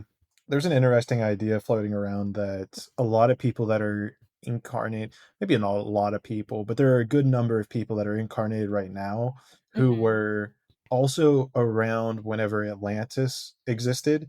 Right. And, we're going through that phase. I think, and from what I've read, it seems like it's a combination of the technology that we're producing and the whole situation we went through with COVID, that these two things are like the big tests that our generation, or our, I don't know if you want to call it massive soul cluster or something like that, Mhm. went through, that actually caused the demise of Atlantean culture. And Mhm. we're almost like replaying out those in our current, like this current stage, this current time space reality. We are Mhm. going through very similar challenges that we faced when we were in Atlantis, to actually avoid catastrophe again. And so I guess I bring that up to say, like, does anything about that resonate with you? Have you ever heard of something like that before? Honestly, I feel like I have, but in a different way, because I do know about Atlantis, but not that much. Like I haven't dove in, whatever, that deep into it. So I'm Words. like dumb, literally in words. But yeah, pretty much. I feel like it does like it's like a chain, like a cause and effect chain. I feel more so like what you're saying here. It all leads back to like, okay, because of this and because of that, it kind of led to this kind of collapse. And I feel like in terms of Atlantis, for example, if that happened, there must have been a very specific reason as to why that culture kind of fell apart, and then now we can't, look more into it. It might have just been like the first example to show us that how as a society, or as like you said, soul clusters, that we are either the make or break of this entire world. And you see, even just with that, like something that happened so long ago, you can see how it's playing out in today's generation. As the world progresses, you can see how certain things are making things, how we as a society can either abuse or not learn to not abuse things that we have. Like for example, abusing like technology. Like I was saying earlier, I feel like, in terms of that, we've gotten to a point where it's very good, very this and that, but to do things that are a little further, that are like, okay, now we're taking a little bit advantage of that, then that's where it kind of like messes up, because it's all very like egotistically driven, where okay, now that we know that we could do this, let's see how far we can go with this. And then that leads for like some sort of either uprise or downfall of certain things in the world. And that goes in, again, not even just for technology, like food, for the way that we live, the way that we are, how we take advantage of the things that we have, like whatever it is. But it's all about having that balance. I think it's very important to have a balance and to not be okay with taking advantage of stuff just because you have it. So How do you, are there, I mean, taking advantage of stuff, I feel like there's a lot of ways to break that down. Is there a way that you avoid that or see that in your life? Like, is it almost not being, I guess what's resonating with me is almost not being grateful for what you have whenever you say taking advantage of. Is that right. kind of more what you meant? Yes, but Not even just that. I think it's more to say that to not overdo what you have. Not because you can't, but because some things just shouldn't be taken to that point. Like, yes, be grateful for what you have. And I do believe in having everything that you want. I believe that it's okay to be happy, to be as successful as you want to be. But I think that it's almost like don't allow for your greed to do more than what you would do as a soul. Like if you know that you're doing stuff now because of your ego, like egotistically driven to maybe prove a point or this and that, that's when you kind of like go on a route that's not so much alignment with you, pretty So much. do you believe then that there, so then in your mind, right, Mhm. if we should be following our soul blueprint and following the energetic path that we've carved out for ourselves in this reality, Right. then what utility would the ego have in that system? Why is it kind of just to balance out the soul and to Mhm. give us the ability to have free will, or where does that ego come into play in this situation? I think that well, okay, over time I've learned that having ego is not it's a very important thing to have only in moderation. I believe that having ego is, like you said, like a balance because if we were all like living just like souls, there would be no money, there would be no house, there would be nothing. We would literally just be like thriving off of fruits, like literally, and that would be it. But the thing is that with the ego, it kind of makes it's what gives you that courage, or not even the courage, it gives you the motivation to be as physically successful in the world as you want to be. Because as a soul, it's all about the alignment side of you. You become aligned as a soul because of your mindset, because of the things you tell yourself. But egotistically speaking, we need to have houses, we need to have money, we need to have things like that in the world in order to survive as a person, as a physical being, because even having a physical body is like it's like a 3D, it's an ego thing, it's not a soul thing, because a soul would just us being souls with no body. But because we have bodies, we have to feed that body with the that little hinge of ego that says like, okay boo, you got to eat today, you got to make your money, you got to this that whatever. And I feel like that's where like that balance comes in. But then like Mhm. I said as well, that's where the abuse can also come in, is where you're like, oh, like for example, there's nothing wrong with bodybuilding, but for example, like if someone was like, oh, I'm happy with the way my body looks, and then they're like, let me triple that because I want to prove people wrong, like that's great. But are you doing it for the reasons that you feel like you should be doing it for, or are you going to stress yourself out to prove people wrong? You know what I mean? Like it's very Oh, I like do. And yeah. you hit on a topic that's very close to home with me. Yeah. Yeah, you did. You got it. You listened to your intuition on that one. No, I sure did. So it's a perfect segue. No, but I know I've battled. The very first time I got into the gym was ninth Mhm. grade, and it was because of football and baseball, and there's a Right. level of it that I wanted to be fit for the sports, but there was the ego side that was like, oh, if I lift, I get big and strong, then girls are gonna flock to me. It was Yeah. 100% there, and quite frankly, I think that was a mindset that I probably carried a good majority of my life. Right. And it's not to say, it's interesting too, because I've seen ups and downs where I'm like super cut, ripped, and jacked, and then it kind of falls off and gets like a little bit soft and whatnot, and then it goes back up, and it's these swings. It's like very Right. up and down. Now, idealistically, I would rather just keep a steady increase, right? A steady, looking good, just getting muscular. But Mhm. the question becomes, and this was something that I actually took into my ayahuasca ceremony, which was the intention of, you know, wanting to be fit, wanting to be big so that Mhm.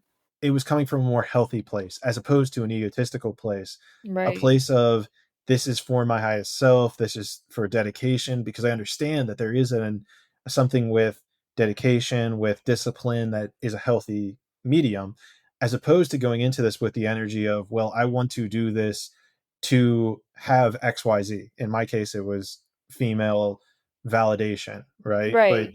it's even just taking away it's almost, it comes back to that why of setting up, being in an alignment with the intention, and having that intention being more for your highest self, as opposed to being feeding your ego. feeding your soul as opposed to feeding your ego. Right. Yeah, exactly. And that everything that you said is true. Like, and the fact that you were able to catch on to that, that's also something that I think is it's very important to take that on with you, because a lot of times people don't even realize how they're doing it to themselves in that way. Like they think, "Oh, I'm getting ripped because I want to look good." But in reality, it's like you're getting ripped to show off. You're getting ripped to prove people, like I said, prove people wrong, maybe get girls, whatever. But are you doing it because it makes you feel good? Like if you were to stop today, would it make you upset because you want to keep doing it because you love it, or because now girls aren't going to like me anymore? You know what I mean? Right. No, So, 100%. yeah, it's Becoming very aware of the powerful. intention. Yeah. Well, and I think it motivates you to become bigger in a sense. I mean, I took off let me see here. I didn't lift for a couple months and I started to kind of fall off it and it was like I really was trying to get into that mindset of like I don't want to do this for other people's validation. Like I don't need Right. it. I mean, I'm pretty comfortable with who I am, so then why am I doing it? And it comes back to the being healthy, being able to live a longer life, so I'm able to help people through the Mhm. podcast, through whatever. And it was really fascinating because whenever I returned to the gym, Mhm. and I think there's a couple levels here. I think number one, the muscle returned back a lot faster. And Right. I think number one is because I already had it beforehand. I'd already lifted beforehand. But a part of me also believes because I'm setting the intention of longevity, I'm setting the intention of, I mean, honestly, there's an intention of being a valid source because, in my opinion, when you see someone who has a good physique, male or female, it shows that Mhm. they are dedicated to making the sacrifices in order to live their best and healthiest life. So Right. I think bringing that intention in has like accelerated like the size or it's a more unified, it's more aligned, so I feel like the goal is achieved faster when you're Mhm. doing it from this aligned place. Exactly. And that's usually how it is for pretty much anything, like even excelling in your job, like wanting to get your promotion. Mhm. It's like if you work to yeah, it's like if you work to be better for yourself, you see how much easier things come to you. Like people are impressed by you, people want to help you out, this and that, as opposed to I'm trying to compete with that person because I want to be better than them. And then somehow the person who's trying to compete with that other person gets the downfall, and then the person that you're trying to compete with, they get the praise because they're doing it for the right reasons. You're focused on trying to beat them. Like why, it's for the wrong reasons, and that all plays a part. It comes back around, and I do believe that that does affect you in the long run, because then you're thinking from a totally different point, like a point that you shouldn't be thinking from. And especially for someone like me, like when I was younger, I feel like I used to be, well, like when I was very insecure and things like that. And I feel like I used to either subconsciously or even consciously compete with people, try to, without them knowing, because I wanted to be the best, whatever. And it never worked out the way that I wanted it to, because I knew, I was like, I'm doing this for the wrong reasons. Like, I can't try to compete, this, that. Like, I'm making myself tired, sick, like, I'm stressing out. It's not good. Like, it's just not fitting. And then you kind of get away from all that shit as you age. No, I mean, I think some people get away with it. I get away Some, from it. Some, yeah. yeah, it takes longer for others. Uh huh. But it's interesting because you're reminding me of whenever I was in probably middle school, high school, and I went through these same up and down flows in my Hmm. social life because there were times where I like, I wanted to be liked, wanted to be, admired, and I could tell that I Right. was like trying to be funny. And it was interesting because when I would try to be funny, it wouldn't work out. It would fall on its face. And I'd get to Hmm. the cycle of not giving a fuck. I'm like, all right, fuck it. I don't care. It's not working out. Fuck it. And whenever I took that mentality, I started being Hmm. funny again. And people thought it was cool. And it was like, it started going up. Exactly. And then I would try to be funny again to prove and get validation. And then it would fall back off. Yeah. And I think that was my first taste of, just doing things because you want to do them as opposed to the outcome of what's going to happen. Exactly. And what you just said, like I have similar experiences to that as well. It's literally like when you notice that you're trying too hard, like you can feel it, you're like, I'm doing too much. That's when you should take a step back and be like, recollect. And even today, like sometimes, like not as of recent, but a few months ago, there would be things I'm like, am I doing too much? If I am, dial it back. And it always works. It always works. Just doing what feels good for you instead of what the, what everyone else wants to, or what you think everyone else wants to see from you, you know? That's an important distinction as well. What you think everybody else wants as opposed to just what you want, because Yeah. it's more aligned place. Is that something that you would talk with your guides about or to consult? Is, am I overdoing it in certain areas, and am I like kind of balanced? Because in my mind, I don't like, sometimes I just, you can feel it, I guess, but there's sometimes where it's like, okay, I understand that something's missing from this piece of the puzzle, but I don't know where my energy is being shifted. So are those Right. common questions you would ask your team or a channel from other places?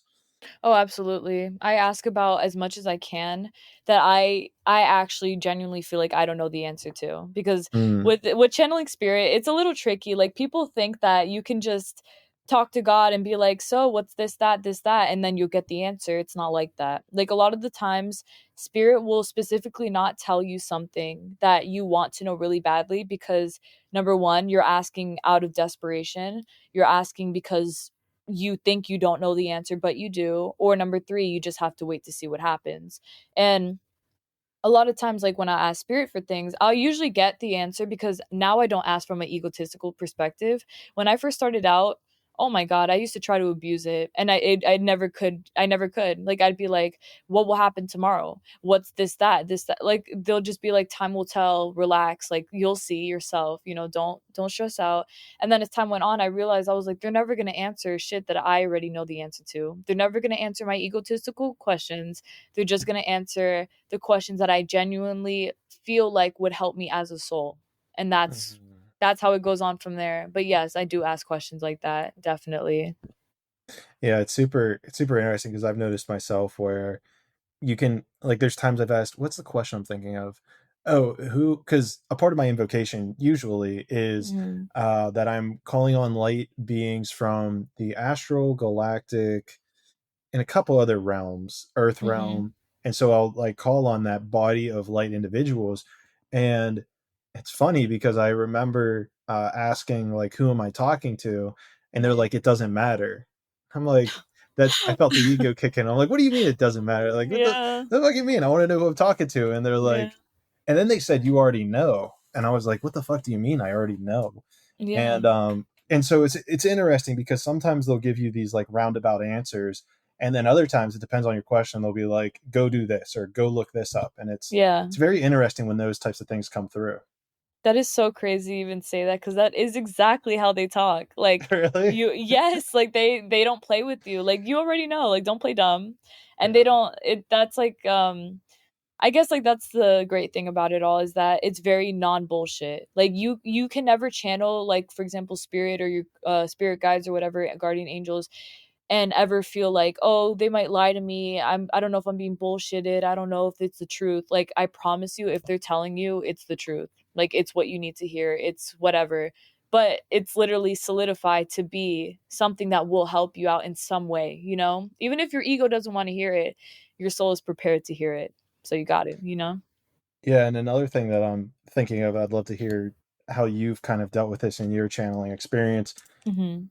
Is there are Do I want to say there are times, there are situations where I'll get into like, I'll have all these questions lined up and I'll Right. ask them, and they basically tell me shit that I already knew. And it kind of Mhm. gets to this point where I get this feeling of, okay, am I making up these answers because I already know the question, or am I making up these responses because it's already validating what I already believed?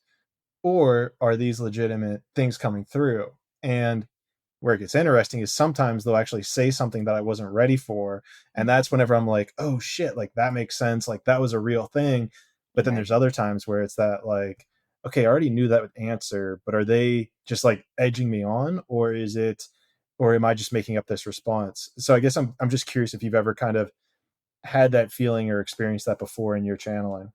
Oh, absolutely. I used to deal with that all the time. Like, I used to overthink a lot of the answer, like the questions I already knew the answer to, and I would still ask, and I would literally feel myself forcing myself to say an answer that, oh, God told. And I would tell my boyfriend, because like I said, he's a psychic medium as well, and there would be times where I'd be like, I heard my angel say this, and he's like, that was your ego. And I'm like, you're right, it was. Like, in the moment I get put on the spot, I'm like, you're fucking right, it was. Like, I could feel that I was literally like making something up for myself because it was most convenient for me, like I wanted to hear it or something like that. Because sometimes like the answers that you get that you're supposed to get are totally different than what you want to hear. So it might hurt your feelings a little bit, but it is something that will lead you down a better road, you know? So even if it's like egotistical, you will find out the truth. Because, oh, actually, do I have a short little story about this? And, Please share. oh, okay. So basically, a few years ago, I used to work at a vet. And I remember at the time, I was ready to leave. Like, like like, mentally I was like, I'm done, I don't want to work here anymore, all this stuff. So I was like really really egging on to leave, and it was like a goal. So I remember I was like, I'm leaving. And then I asked like spirit, I was like, can I leave this, or in I think it was July, and I was like, when will I be able to leave? And for me, I wanted to hear August. I was like, August, I want to leave this month, right?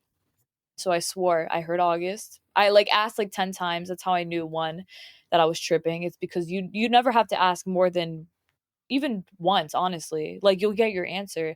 But I was asking so much, and I remember I was like, I didn't hear anything for like the first 4 times, and then after that I was like, go ahead. But I'm surprised they gave you a date, because see, that's a weird thing too, is sometimes, because mhm. I was expecting, and I'll let you get back to the story, and No, no problem. don't respond to this if it gets answered in the story.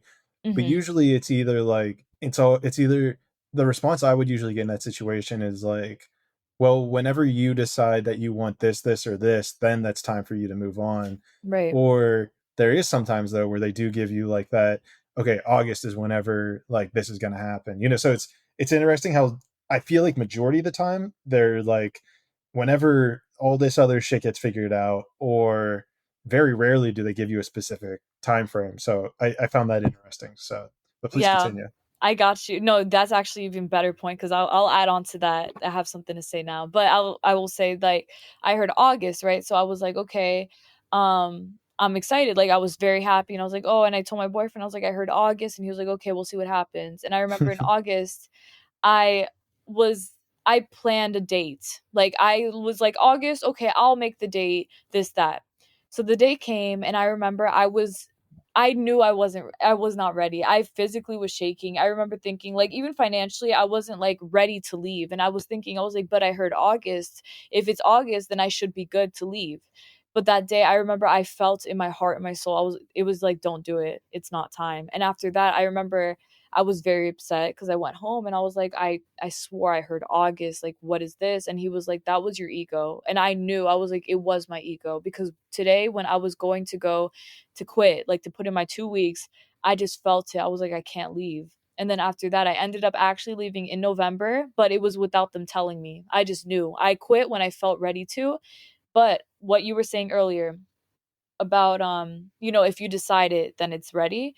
You're right. At the time though, it was like, okay, the way I see everything is like, it's entirely up to your belief. So if you believe that when I say it's time to go, it's time to go, then you're right. It's time to go when you decide that. But at the time, I was more so riding on the faith wave. So I was saying to myself, oh, if God says it's time, and the universe tells me, I will leave because that's what's best for me, because the universe said it. Instead of now, I more so have it, I kind of have a more like, I will take it into my own hands kind of perspective. So now I'll Mm. say, if I want to leave in August, I'm going to leave, and the universe will figure out a way to take care of me. So it would have went different for me now if I had this mindset, but at the time I was riding off the faith wave. So because it didn't work out in my favor, I was like, oh, it must have been for a reason. And I think it was for sure. But it definitely all played in together. Like, it's all about your perspective and belief with it. Well, and that's something that's coming to mind, is like, even whenever I've worked with people, I always tell them that it's 100% your responsibility to Hmm. discern anything that I say. And I believe it's for exactly the reason I say that is exactly what you experienced, where you, like, even let's say I was reading for you and I even said August, and you're Hmm. like, okay, sick, yeah, yeah, yeah. But then you get up to August and you have this feeling of like, no, I shouldn't do it. Hmm. The whole point, and I've seen this only a couple times. I've never seen it with myself, but I've seen it a few Hmm. times. where they tell you something that's either wrong or doesn't vibe with you to Mhm. get you to trust your intuition more, as opposed to relying on them for stuff. That's a very good, it's like a strengthening kinda tactic, low key. Right. Definitely. Yeah, it's, like, intuitively based kind of thing, and like you said, I think that, obviously the reason I wasn't corrected because Spirit knew I was actually going to quit that day, they would've been like, "Don't do it," like, "Just kidding, not August," kinda thing, Yeah. but because, like, I thought it was August and I intuitively that day listened to myself and said, "No, I can't do it," that's what saved me. It was, like, me listening to my intuition. So, yeah, definitely, I can see that perspective. And what's also interesting and coming up through the stories you're telling Mhm. is ego. Like we've touched on ego quite a few times. Right. So when or how did you kind of figure out the voice of ego versus the voice of spirit slash God? Okay. So, for example, for you, like let's say that you're channeling. If you are listening to your ego and you know that your ego's coming through, you're going to hear your own voice. You're not going to hear a spirit. You're not going to hear, you might hear a forced version of what you think the spirit would sound like, but you will feel literally physically feel how forced and not authentic it feels because once you get an actual answer from spirit or from your guardian angels or whatever, you won't question it anymore. You're not going to say, "Oh, I heard yes," but like, is it really yes? Like, you're just going to say, "I heard yes." And you're just going to know it was yes. But again, if it was you where you're like, "Yeah, yeah. And then you're like, I don't know. It doesn't feel like, I don't know. I still feel uncertain. I heard myself. Like, I don't think that that's how it works. Like, it's just very like, it's super energetically different. That's what it is. The energy is totally different. So then, so this is also an interesting thing here, um, because it sounded like at the beginning of your story that you were talking about how you saw things. You even Hmm. said it a couple times that you saw angels. So that to me is clairvoyance.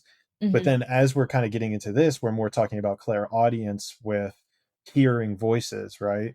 Right. So, where's the question that I was going with this? Well, I don't know. I don't know where I was going with that. We'll come No, back you're to that. good. Yeah. We'll come back to that. So where I'm interested though in this is that, Mhm. clairaudient is my dominant clair ability. I've got a couple more that have come in, which is cool. I actually just discovered clairsalience, which like kind of freaked me out the first time that happened to me, but we'll Mhm. cross that bridge when we get there. The point I bring up clairaudient though is that sometimes it sound anytime I've talked to, let's say, trees, plants, different spirits, energies, it's always kind of sounded like me, Mhm. but it's had like a different tone or pitch or sort of inflection, Mhm. or maybe even a different, what's the word I'm looking for here? Slang, not slang, accent, like a Right. different accent. Have you noticed that same thing when you're talking to these things or channeling and you can hear that your ego is almost more this like pointed version of your voice? Or when you have clairaudience, are you hearing like a completely different voice other than your own? Well, yeah, okay. So when it comes to like my ego, for example, when I hear it, I'm able to hear how it's almost like I mentally like force it to sound a little different so that I think it's authentic. But again, it still Hmm. feels forced. So I'm like not real. And now like to a point because before when I wouldn't get answers cuz like I said sometimes spirits will just stay quiet and won't say anything. I now know, like, okay, I hear quiet. I know that, I'm not meant to hear an answer, whatever. But if, like, in the past, I would hear silence, that's when I would literally invoke, like, some voice to say, "Oh, no, blah, blah, blah." And I'm like, "Oh, but I heard it, but I heard it." Still doesn't mean anything. It still was me. So yeah, definitely there is like a voice change and like frequencies and things like that. Like I will say after figuring out that my ego was like kind of like the main stop that was keeping me from really channeling, I never actually heard like even different versions of my own voice. After that, I only strictly heard the specific spirit's voice. And whatever spirit it is and whatever voice I hear, I just trust that, like that it aligns with the message or what that specific spirit is trying to tell me pretty much. Okay. So then there are times, sorry, I kind of blanked out a little No, bit it's there. okay. It's okay. But so then in that situation, you basically hear a different voice that doesn't sound anything like yours at all. Yeah, like I'll never especially now, like I said, without the ego, I'll never find myself hearing a voice like mine ever because Okay. that's me, like that's me. Like you're never going to hear your own voice unless you're talking to yourself. That's different. But if you're channeling, it's like unless you channel your higher self, but at the same time that's also you. Like it's not like it's just your intuition. Your higher self is just your intuition. It's not like you have to it's a separate being that you have to channel. Like it's literally just your own Oh, for voice. sure. Yeah, For sure. definitely. So then where I'm curious then on your journey, like how did you like come into your clair abilities, right? So it sounds like clairvoyance was the first one you had when you saw something. So Mhm. then how did that map out? Like you first had clairvoyance, then like what happened next? Okay, so the first clairaudient actual experience I had was when I just turned 10 years old, and I remember I had no I don't know if you remember, but at the beginning of the podcast, I remember that I said that I had experiences that I was like, "What the fuck is going on?" Kind of like I had no idea, and then I figured it out. At the time when I was I turned 10, I started to hear in my mind three different voices. And I remember, to be completely honest, I thought I was insane. Like, I literally thought I was like mentally ill for real. And I thought that something was like trying to tell me because it was really horrible. Like, the voices I was hearing, they were very, very negative and they were very mean. And I remember thinking, I was like, am I just like going crazy? Am I like something? But I swore. And I still never figured out. No, I did figure it out. But at the time, could not figure out what was going on, what was happening, why I was hearing the voices. I seriously just thought I was going on a spiral. But later on, like as I began to consciously use clear audience, because at the time it was kind of like it just happened to me. I wasn't trying. And then when I turned more like around 18, 17 years old, that's when I really started to contact spirits. And then that's when I realized I was like, I wasn't crazy. I was literally having a freaking horrible experience with spirits that were trying to, get me down. But that is like how I kind of stemmed out from there. But it was like crazy, even now thinking back to the fact that I was so young and I was able to just naturally hear those spirits. It just, it was almost like I was just destined to be like a freaking, I guess, psychic or something like that because I didn't even try. It just happened. Yeah, But I mean I it's guess. crazy to me that you were able to actually, let's say function for lack of a better word, able to Hmm. function with those kinds of things because I always where there's a book. I think this was another Dolores Cannon book, but she was talking about how crazy people, like people that we determine as crazy, hearing Yeah. voices, schizos, it's usually that they're just almost too connected to the other side. They've almost like, and this is what happens when people do too many drugs, is that Hmm. their consciousness gets almost trapped in the other dimension, and it becomes almost impossible for them to have a physical experience because we people who don't have this spiritual foresight, they're like, okay, these people are crazy, they're talking to nobody, they're insane, when in reality they could be having a very valid conversation in a different realm if we were viewing this from a different perspective. Right. And you're completely right. To be honest with you, I've been saying for the longest time that I don't feel that anyone that's been deemed like mentally ill because they hear things that it's actually mental illness. Like, and maybe that's controversial, but ride by that because I genuinely believe that a lot of these people are just like you said in touch with the other side and they don't even know it. They don't know how to control it. Right. And that's something that overtakes. It's kind of like when, for example, like serial actual killers, like people who maybe murdered once, that they heard a voice tell them to exactly what to do and they knew how to do it, this, that. I believe that that was a spirit, like a very bad spirit that took hold. Because even for me, when I was 10, the things that I was hearing was not normal. Like it wasn't like my own thought. It was like literally they were beating me down every day, trying to like take a hold on me. And in terms of my happiness, I remember I was becoming more anxious, more depressed, and I didn't even know what was happening, but I thought it was me, like I said, but I came to find out that it wasn't me. So it definitely does all play a role, I think, especially in like the way that is perceived in their minds and what they hear. It's not entirely them, I don't feel at all. Well, that's what's interesting, right? And I've been trying to figure this out based on people who I've talked to.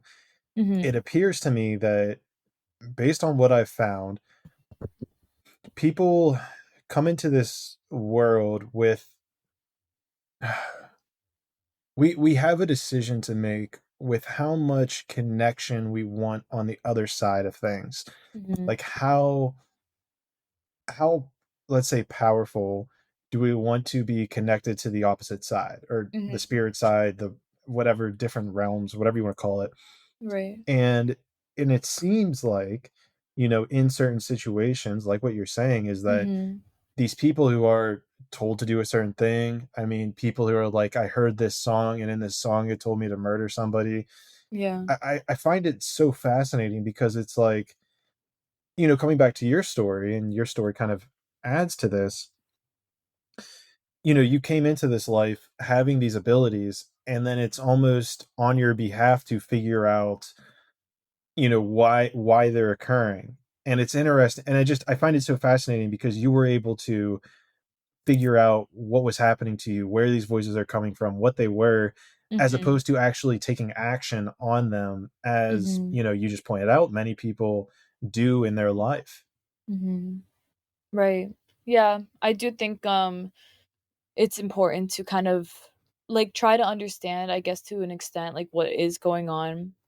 Because even like at the time I do remember I did tell my mom, I was like, I'm hearing something and I think like I'm just being mean to myself. Like I was like, I don't know, I hear something and she was like, what is it? And I was like, I don't know, I just hear like I didn't want to tell her exactly what because I didn't want to worry her, but I was like, I hear it and she was like, well, she did what she could with she wasn't spiritual at the time. She had no idea what I was talking about. So she was like, it's gonna be okay, like you'll feel better.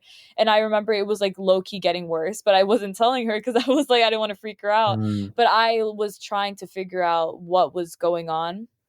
And then it's kind of like, I guess over time, if you I guess because I had the intention of figuring it out one day, I did end up figuring it out and like keeping it, um, making it something that I would figure out the answer to because it always followed me. But as time went on, of course, with everybody else, like you have to see the experiences that you're going through and you have to like at least try to understand or like keep it in your mind the intention that you will figure it out one day. You know what I mean? And I do believe that no matter how much time has passed, if you want to know something, you will know it. Like you will figure it out. Someone will tell you. Maybe in 10 years you figure out what the answer is, but at least you figured it out. And then you find out what is wrong or what's right or what happened. I think that everyone deserves that kind of like peace over their lives, to figure out exactly what's going on. I guess I would add to it that even if you don't figure it out during life, you figure it out Mhm. after, and you're like, oh shit, that's why that happened, to push me Mhm. down this path. No, Exactly. it's really fascinating. I want to pivot back to the aliens, because I don't Mhm. know, it's a fascinating thing for me to talk about. Do Yeah. you how and here's always an interesting place I think to start, is like, how do you define what an alien is? Because Mhm. I argue that you could argue that we're aliens at some level. I mean, we're spiritual beings that incarnated on this earth. We're not from this earth. So, hypothetically speaking, you could argue that humans are aliens, and I understand where people differ and all that, but I don't. Without me giving too much about my answer, what do Mhm. you determine to be an alien? Okay, so just like you said, we could be aliens, this could be aliens, that I think it's anything that is deemed like weird or different, but not even just that. Like it's not as basic as that. It's just the simple fact that another species out there that is not like us. And it's just the simple fact that people would see that these beings are not like us, they look different, they act different. You're an alien because I'm pretty sure the word alien literally means like different. You're not like us. Like it's not the same thing. So it's like I think it's like anything that you would deem to be totally different to you. Like even animals could be considered aliens to us, but we don't call them aliens because we've been living with them since day one. But as for everything else, I genuinely believe an alien is just whatever being that is not like you, does not look like you, is very different, but still has something very, I guess, a very important purpose. Because I think even with aliens, like, it doesn't matter because they are people in their own, wherever they are people to each other. That they have a very important purpose, whether it be on this earth or on their earth, whatever it is. That's what I do believe an alien is, though. It's kind of like that, belief in, okay, that thing is different from me, but it has its own purpose, whatever. Just like we're aliens to them. It's literally everything, like all that stuff. It all coincides together. But yeah, pretty much. Where do you stand on the idea? Let's just phrase it this way. Do you Uh-huh. believe that aliens or let's say a conscious being who has sentient life, let's say Mhm. biological sentient life, maybe alien, has ever been on Earth or is still on Earth? Where do you stand on that conversation? I do believe for I do believe that aliens have been here before, but not in the way that we think. Like, the one thing I will say is that nothing is really ever what you expect it to be. At least in terms of like the society, what is it called, expectation. Like, society expects an alien to come down on a UFO, a smoke comes out, a whole group comes out, and is like it's not gonna be like that. It's never gonna be like that. I feel like if there were to be aliens on this earth, or if there ever were, and I do feel like there has to have been, or at least something, that it would just be as simple as it being kind of like in a hidden place, because I feel like as an alien they wouldn't want to be like in a town, or they would know better to be away from like anything that they feel would be harmful to them, and that they would just venture out what they could around where they are. And that they I feel like if anything, like if an alien did come here and did stay, they probably would have went back to where they came from, because it's too what's it called, it's too different than from what they're used to. Kind of like if we were to go to Mars or whatever, like we don't stay. We go and we're like, all right, cool, bye. The exact same energy. So it's kind of I guess you could say like how we literally go to space and we go to the moon. We do that to see what's up. I'm pretty sure if they were to come here, it's to see what's up. They're like, let's go to Earth, let's see what's up. And then they see, and then they're like, all right, bye. And then they go. So I do Yeah, believe that, though. What about you? Do you think that aliens have it's been here interesting. before? I I don't know. I mean, I think that there's a lot of evidence in ancient texts and ancient Mm-hmm. culture that suggests that extraterrestrial beings have influenced our society as Mm-hmm. recent as 10,000 years ago. I mean, I I don't know for sure, but Mm-hmm. it seems to me that there were um beings that maybe aren't of, whether it was an entity, an energetic entity of some sort. I mean, it seems like there's been something that has helped propel us to where we are today. I mean, from, I mean, somewhere between like 15,000 and 10,000 years ago, it seems like there's evidence that exists that they would have been here, helping humans see different things, Mm-hmm. re-energize the body in a certain way to increase our life expectancy, our life duration. And I mean, based on my understanding, I feel like that's for sure.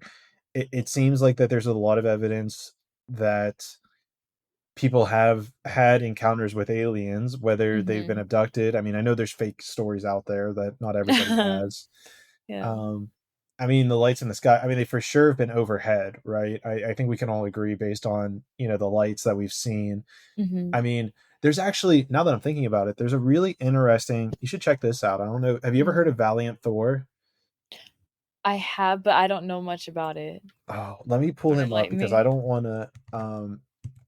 to completely mess it up, but essentially Valiant Thor was an alien, self-proclaimed alien who had Mm-hmm. six fingers on each hand. He had 6 foot toes on each foot, which isn't that crazy. That happens. Yeah. But then he only had one lung, and he actually said he was from Venus, and he said that he. Okay, here we go.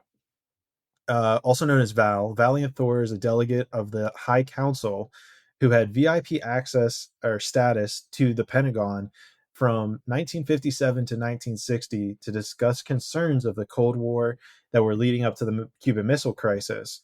And there's a book about it, which is called Stranger at the Pentagon. And this dude, and here's the crazy thing, is this Valiant Thor guy actually had access to President Eisenhower, which is crazy to me, right? Like even the idea of, even if you could say this guy was crazy, Mhm. whatever, but for him to get to the point of actually having access to the president, to me means that it's a pretty, there has to be something here, right? For sure. Um, and so here's the dialogue in the book. It says Eisenhower asked him, "Please, sir, what is your name and where do you come from?" Valiant Thor said, "I come from the planet your Bible calls the morning star and the evening star." President Eisenhower said, "Venus?" Thor said, "Yes, sir." Eisenhower, "Can you prove this?" Thor, "What do you constitute as proof?" Eisenhower, "I don't know." And That's then, very interesting. according to Thor, Venusians live inside Venus. So Uh-huh. I don't know what the chemical makeup is Venus is.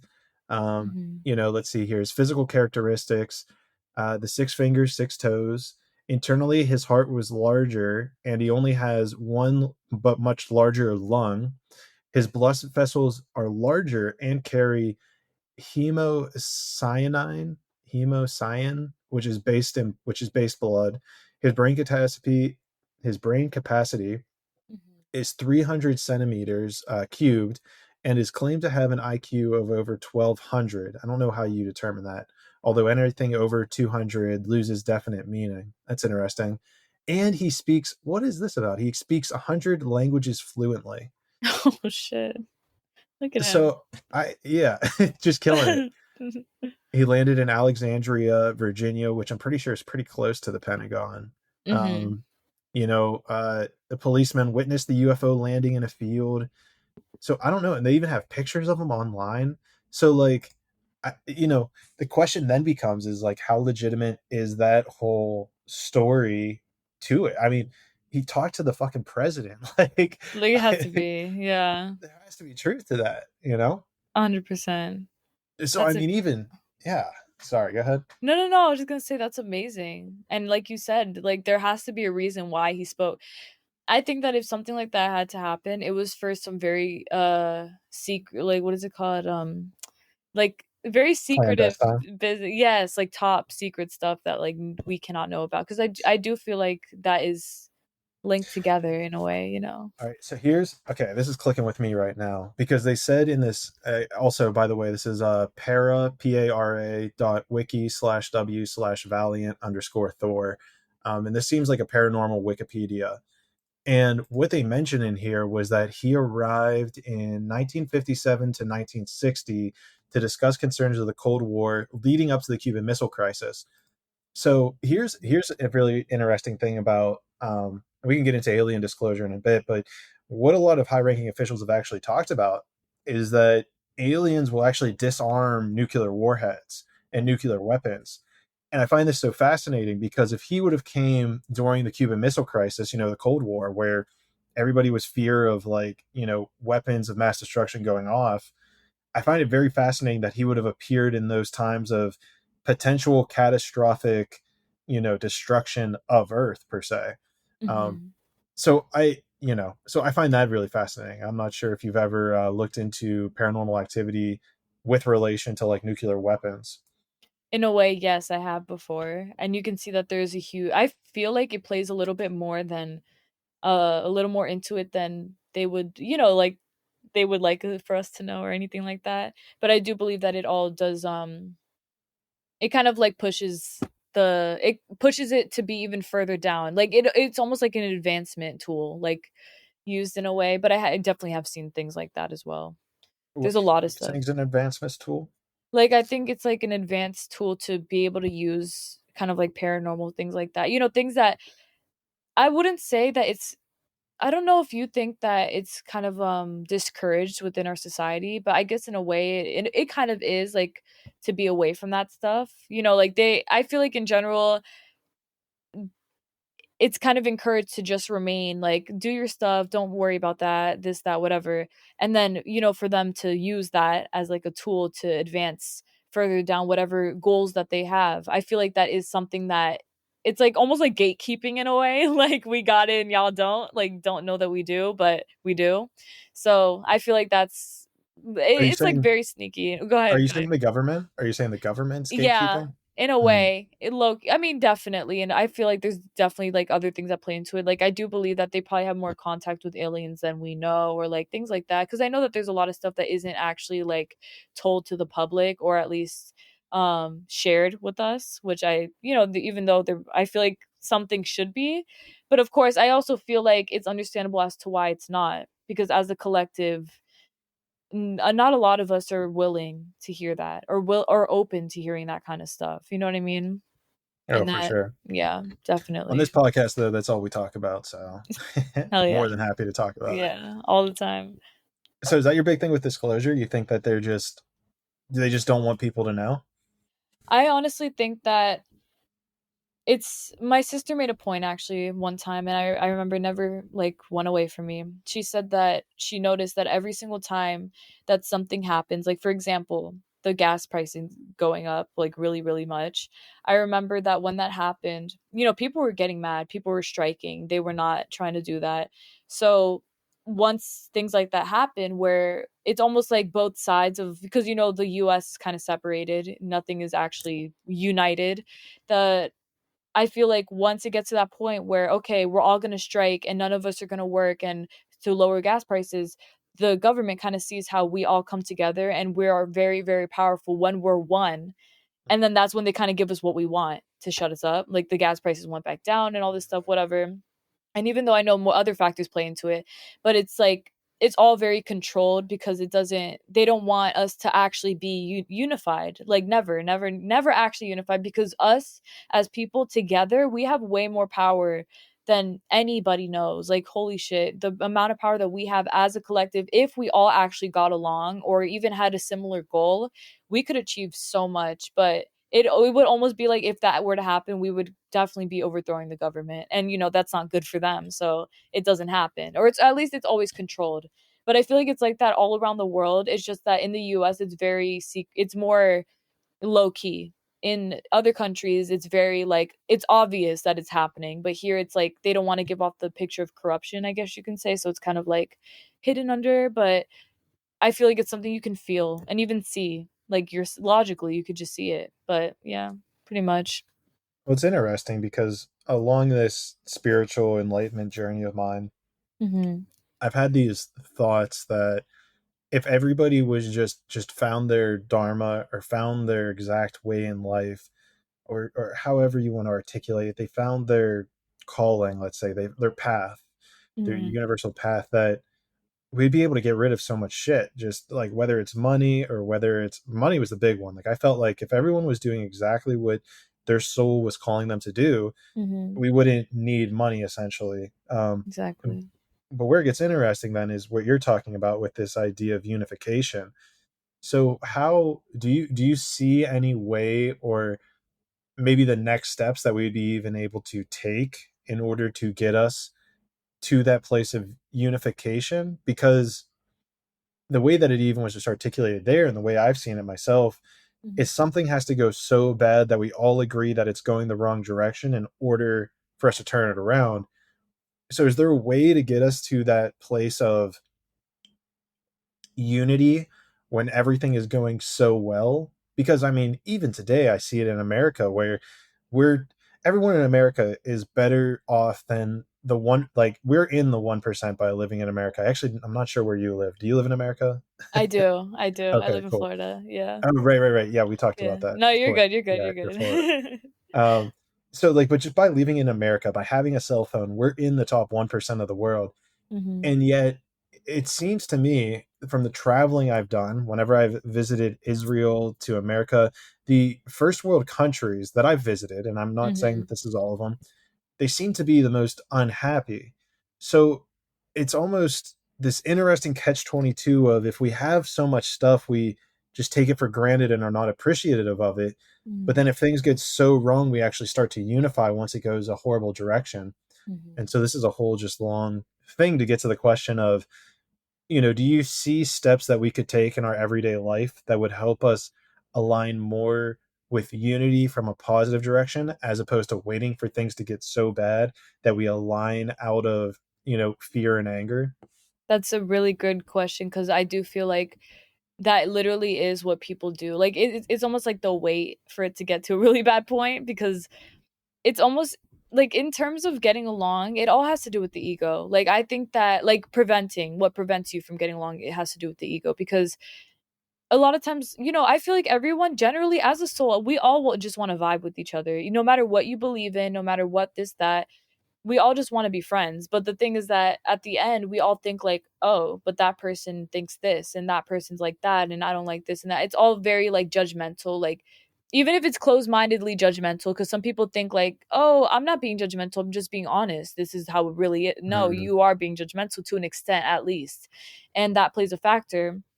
And so I feel like, to get along better, it would just be best if everyone literally put their differences aside, or at least even the people with wrong opinions would, I guess, shift the way that they see things. Because I do believe that it's important that everyone does see everyone as an equal, that everyone deserves the same things, like whatever, that we all kind of put our differences aside to kind of unify ourselves to be, like friends. But I feel like people have too much pride. I honestly feel like there's just too much pride and like too much ego and anger. And they're like, but you said this to me one time, or but that person said this, and I don't this and that. Like, it's kind of like, okay, but see past it. Or like, not even see past it. Try to figure out a way that it can actually just be, equal, and it doesn't have to be that big of a deal that you're saying that it is, because no one should have to wait, like you said, for things to get so horrible that, okay, now let's get along for once. I think we should just naturally be doing that. But yeah, I think that a lot of people just don't want to put their differences aside in a way. It's interesting. Do you think it's the Yeah, I don't know. That's interesting because differences definitely have contributed to a lot of turmoil, let's say, in anything, whether it's politics, whether it's religion, whether it's the Mhm. way you run a household, whether it's the way you spend money. And so Right. do you think that there's a way to transcend that? I mean, I guess it comes back to pride and the ego, right? It would just become down to dropping the ego identification. Yes, I do think that, because, and the reason I like genuinely believe that it all stems down to the ego is because when you die, like I've been saying, is just, you are a soul. You are literally a soul. And when you are dead and you are a soul, you're not going to be beefing with your enemy as a soul. Like, you're not going to be like, you fucked me over in the 3D. Like, you're just going to be like, okay, I understand you had pains. That's why you acted that way. Move on. Like, goodbye. It's kind of like, you Yeah, maybe, yeah, like, you remember that one life that we had together? literally, like, come on. Or you stole my candy? It's like that, bro. Like, You come got like on. 100 other lives to worry about, dude. That's what you're worried about. Exactly. Yeah. No, Exactly. that's actually a really interesting way to put it into perspective too. Is like, if making operating under the assumption, right, that we are infinite beings, we've Hmm. had many different lifetimes, and yet to get to this energetic place of, how would you articulate this? I mean, it's like the littlest things, right? Like, even if you forgot to pick up groceries or you forgot to pay one bill, we feel like it's this end of the world situation, Hmm. and we harbor that up almost. And I think we push that onto other people around us if we don't come to terms with why we're angry, because then we're just in the frequency of anger because we missed paying a bill. And it's like, if you zoom out, and this is what I'd even do with my podcast, which is so beautiful. If I get so caught up in, why am I not at a million downloads an episode already? It's like, dude, zoom out and look at the last year of you running this podcast, seeing the numbers go up.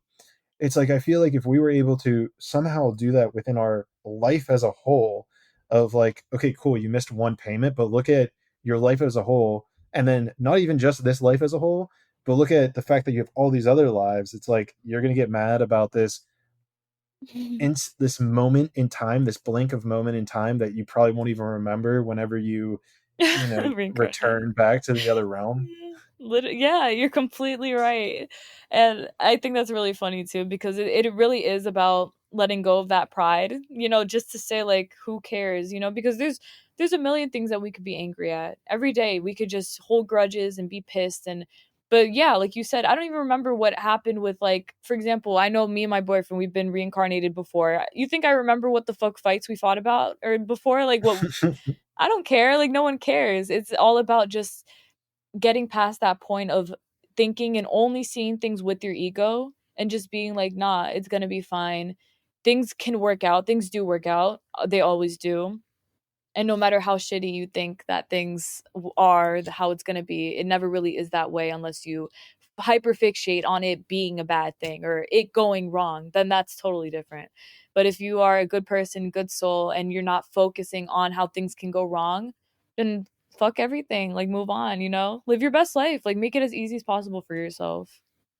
I mean, that's also a good key of like making it as easy as possible, because I feel like there are times where people just overcomplicate shit. I've done it in my past, overcomplicate shit to, I don't know. It's so interesting. I think this comes back to what we were talking about at the beginning, whenever it was in terms of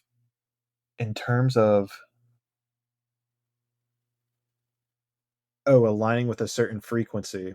Mm-hmm. Because when you're in an alignment with a certain frequency of, having stress whenever I do a certain thing, or feeling angry anytime I open my bank account, or aligning with stress at the workplace, Mm-hmm. it becomes, I lost my train of thought now. It happens. It happens sometimes. You just got to step out of it, I guess, is the Mm-hmm. idea, but you don't really know Right. where to step. Right. So is there some way that you have figured out how to, and this was actually a big thing with me whenever I was kind of awakening, let's say, Mm-hmm. is if you're always aligned with a certain frequency, you have no idea if the frequency you're right? Because you got to make a change, which is uncomfortable, Mm-hmm. but knowing that that change is for your highest self, knowing that that change is better, even though it feels uncomfortable, is there a way to kind of come more in tune with understanding that that is for your better self, even though it feels weird and different? Yes, I will say that there were plenty of times that I thought I knew what was best for me. And honestly, I do think that if you have that mindset of like, I do know what's best for me and it doesn't feel off, then, do it as long as you actually feel that way. But I do also think that there's a lot of people who fight with that. Like they'll purposely sit there and be like, but I want this and that. Like, for example, let's say a toxic ex. Like, you swear that this person who's been abusing you for years is the love of your life and they will change and all this shit. And then, your ego's fighting with you to say, like, this is the love of my life, blah, blah, blah. And then your soul's like, baby, like, leave, like, leave it alone, this, that. And, there's a lot of anger that goes into that because people really fight it. I'm sure you've seen it. People really try to prove their points, and it just doesn't work out that way sometimes because it wasn't meant to in that moment. And after that point, once you see, I think it's like when the end result comes, that's when they're like, okay, I get it now. Then now I see why, like, I get why this, that I shouldn't have fought for so long. And that's, I also think, is when people, it's not feel so much shame and regret, but in a way they're like almost hard on themselves because they're like, I should have seen it earlier. I should have listened. I should have listened. But you can't beat yourself up for not knowing at the time. The only thing you can do is just take what you're learning and continue on strong towards the direction that you're heading in. It's very important that you don't think that way. Like, I don't want anyone to think that way. Like, being hard on themselves, and just like mistakes are made and that's it. Like, but everyone at the end of the day is, I genuinely believe that everyone's perfect. Like, even if it's not like conventional perfection, I do believe that we were born to be perfect in the way that, like, we're perfect for us. Like, it's not perfect for society, it's perfect for what you and I want for ourselves. What we So deemed that we wanted to learn in this life, or what we wanted exactly. to do. No, Yeah. that's a good point. And what was I thinking of? Did I draw another blank? How did that happen? I'm drawing another blank. Okay. I'm sorry, you cut out for a brief second. I was Oh like, no, oh shit. No, you're I'm just good. saying that I'm drawing a blank now. I had No, something you're lined good. up. I don't know if I'm dehydrated. Let me drink some more water. It might be. For real. Well, maybe that's a good thing. I mean, have you experienced with like channeling, like whether it's like a duration or time, like does Mhm. it zap you of your energy as well? What do you mean, like feeling blanked out kind of? Or things like Blanked that? out, but even just like energetically drained from channeling for a long duration of time.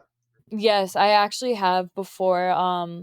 I remember at the begin not the beginning, like the first 2 years of when I first started really like full on channeling. There would be moments where after I would help get rid of like a negative entity or something like that that was bad, or dealing with that I would literally feel so drained. But I also knew that it was like my own manifestation. You know, I would sit there and be like, I'm gonna feel so drained after this, and then what do? Mm. You come out feeling drained. But now I haven't felt drained from channeling or from even dealing with demonic entities in the longest time, because I decide for myself, I'm like, I'm not gonna deal with that shit. Like, I don't want to be drained.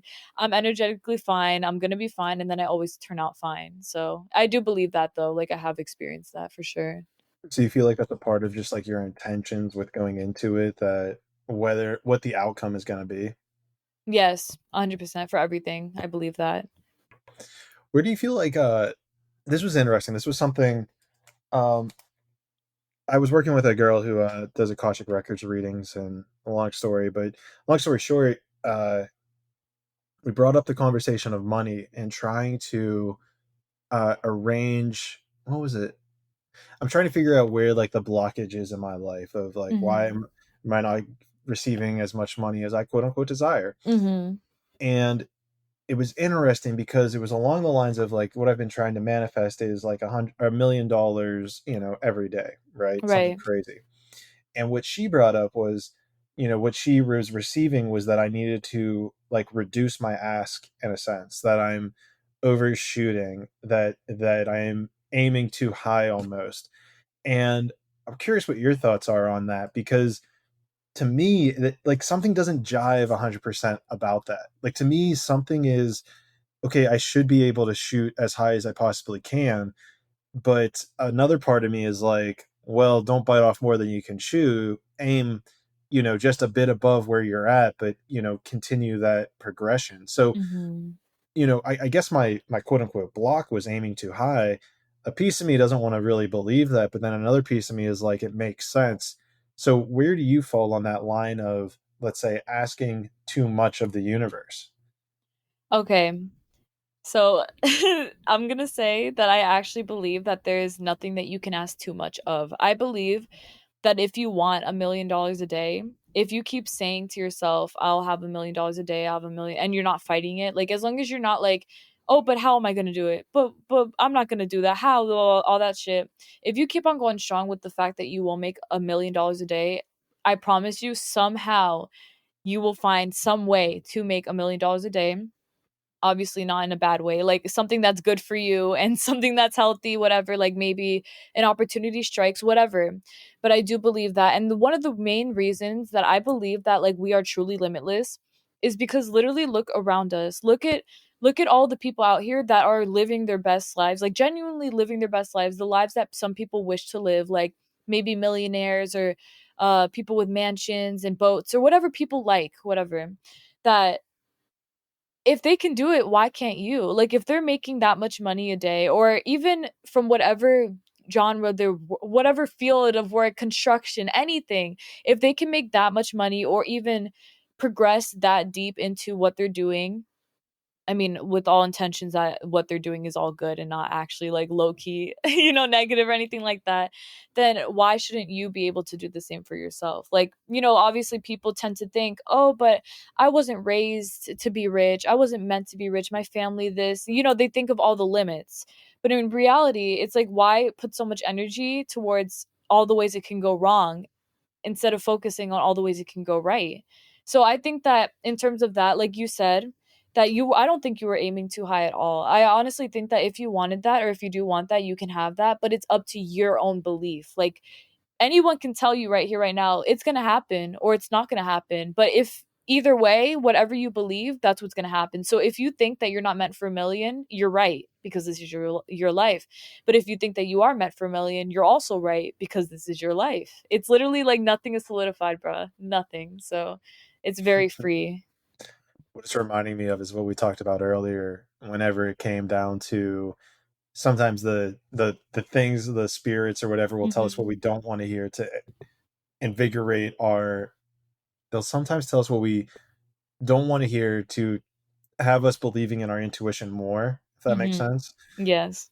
So that's really interesting from that point of view. So do you feel like it needs to start in a ladder of, okay, well, I want to be making X, and then, let's say 1,000 a month. And then it's like, well, now that I'm starting to make 1,000 a month, I'll make this much a month or 10,000 a Mhm. month, and then like do you feel like that's a and maybe this is what this is coming down to is convincing your subconscious mind that you are able to do these things. Right. For instance of because here's okay, so here's where it gets really interesting. Because even during this like records reading thing, she Mhm. was trying to use the analogy that you're not going to wake up one day and have 100,000 followers on Instagram, and where it got very comical for me.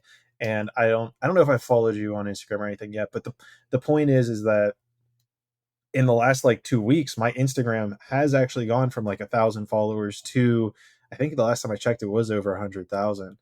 And Mhm. so where it gets crazy is that I do believe in the idea of like quantum shifting, quantum jumping. You're able Mhm. to have these massive shifts in your life to get to those crazy things. And so that's where it gets very interesting. And it's crazy that I feel like I'm kind of like in this in between state of, okay, do I lower my immediate expectation and focus on less at this time? Or, but see, even that doesn't resonate. Just saying that out loud, do I focus on Y- less? Like, that's not even a, See, that not doesn't even feel even. right. Yeah. Doesn't. Yeah, literally. Yeah. Go ahead. Sorry, were you done? No, that's, no, yeah, go for it. If you got something, Oh, go. okay. I was just gonna say that like you said, okay, so first, because I genuinely believe that there are no limits. I do believe that the only way that you should be saying I'll make 1,000 this month and then I'll go on forward is if you as a person believe that that is what you should be thinking. Like you know, how some people believe in steps. They're like, okay, 10, then 100, whatever.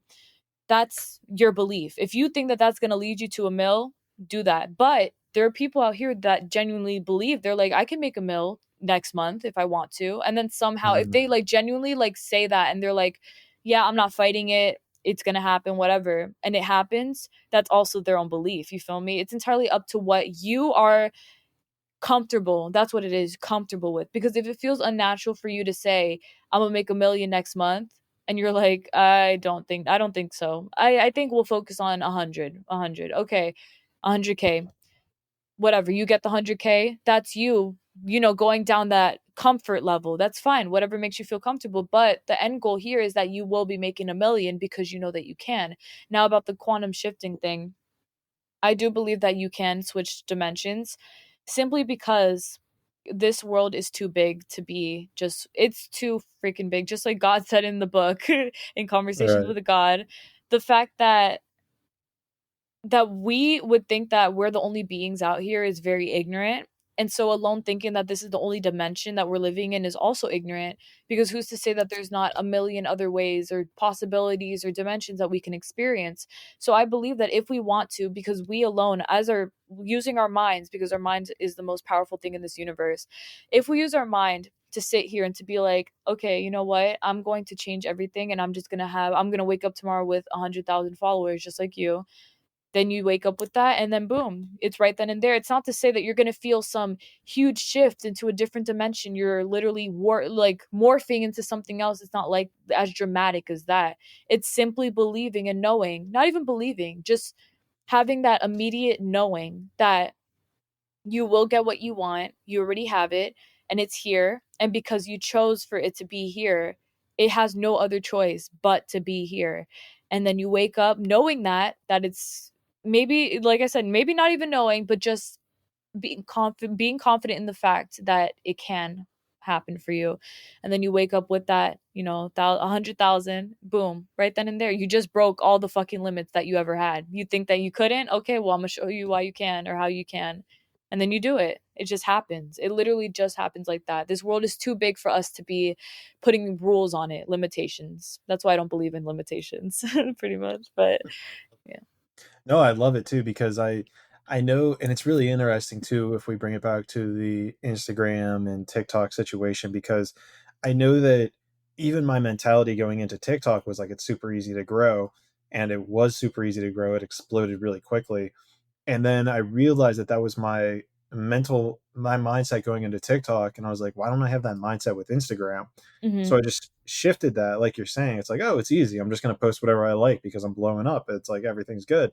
And then Exactly. to actually see that happen is like, holy shit. Like Hmm. it's very simple. That's the weird thing is it's so simple, but it seems so foreign at the same time. That's what gets people. It's the whole belief that everything is hard to have. Like I usually always say this like on YouTube and things like that, that the main reason as to why, if anything, that we don't have what we want, it's because we were taught to believe that it's hard to have. You have to work for it. You have to pay people to fall. Oh my god, if you knew how many people in the last month are telling me, oh, on Instagram, in order to be successful, you need to buy followers. You have to buy this. If you don't buy it, don't expect to blow up. You're not going to. It's like, do you hear how many limits? Like, even hearing that, I'm like, okay, sure, sure. Like, I just don't believe any of that shit, because how can you? And in a world like this, how can you put yourself all the way down to just like this little box to say, this is what you have to do, and if you don't do this, you're not going to get what you want? It is literally as simple as just knowing that your life is meant to work out for you because you want it to, and then it does. It is as simple as that. But like you said, we overcomplicate this shit because people think it has to be harder, but in actuality, it is destined, meant to be super simple. We just make it harder than it has to be for no fucking reason, but So true. I Yeah. don't know, maybe we want a challenge. I mean, and that could be something to be said for incarnating in the first place, is that we wanted a challenge. We wanted something difficult. And so that's Mhm. what's led us per se to actually to wanting to do things that are difficult and making things more difficult than they have to be, because that's something I'm guilty of for my entire life, of making things more difficult than they have to be or even Mhm. need to be. Because it's so true, because that's something I kind of started evaluating pretty early in my, let's say, awakening process, was wanting to choose the entrepreneur lifestyle or route. Mhm. Meanwhile, everything that I'm hearing or being told is, oh, you got to work hard. You got to work 80 hours a week to make it happen. You got to do this, you got to do that. And it's like, Mhm. coming back to what you're saying, it's like it feels like it's coming from a place of wounded masculine energy, where you just need to keep doing things in order to get the results. But in reality, it's like so many things can just be literally handed to you. And that's where it gets, I guess, interesting, is that there are some things that feel like you need to actually, and maybe this is just a limitation I'm believing, but it feels like not everything can just be get handed to you, but maybe at the Mhm. same time it can be, if you just switch your mindset around it. I can definitely see why you would think that as well, and also I do believe that if somebody wanted everything handed to them, they could. It's almost like let's take like a spoiled brat, for example, like a girl who never had to work a day in her life and her parents take care of everything or whatever. For her, everyone looks at her and they're kind of envious. Like, yeah, maybe she doesn't have the greatest manners or anything like that, but she is someone who knows that she will get everything that she wants, and she's like, I know that I'm always going to be taken care of financially. I'm always going to have food, I'm always going to have this, that, I never have to work a day in my life. And guess what? Yeah, maybe she might be being called a spoiled brat by everyone and their mama, but she knows that she's living her best life because she literally has everything handed to her. And I really think that, like, as far as like envy goes with that, like when people are like, oh, look at her, this and that, I realize that every single time any person ever talks about another person's situation, in terms of like their situation being better than their own, it's usually always because they feel like they can't do it themselves. Because, for example, someone who's very happy within their life and they know that they can get everything that they want, they're not going to sit around looking at the people who have what they want and saying, wow, look at them living their best. They're going to be like, period, look at you living your best life just like me, we're doing the same shit. Those people who feel separated from that, that's when they kind of like, ugh, scoff and shit. But it's as simple for that spoiled brat as it is for the person complaining to get what they want. It's just all about the shift and the mindset, like you said, literally same thing. Because then this is where it gets interesting for me, because I look at this in the sense of, when we incarnated on Earth, when we Hmm. came here, we kind of had our own little blueprint or plan laid out for us. And it seems like there's things we're actually destined to do or experience.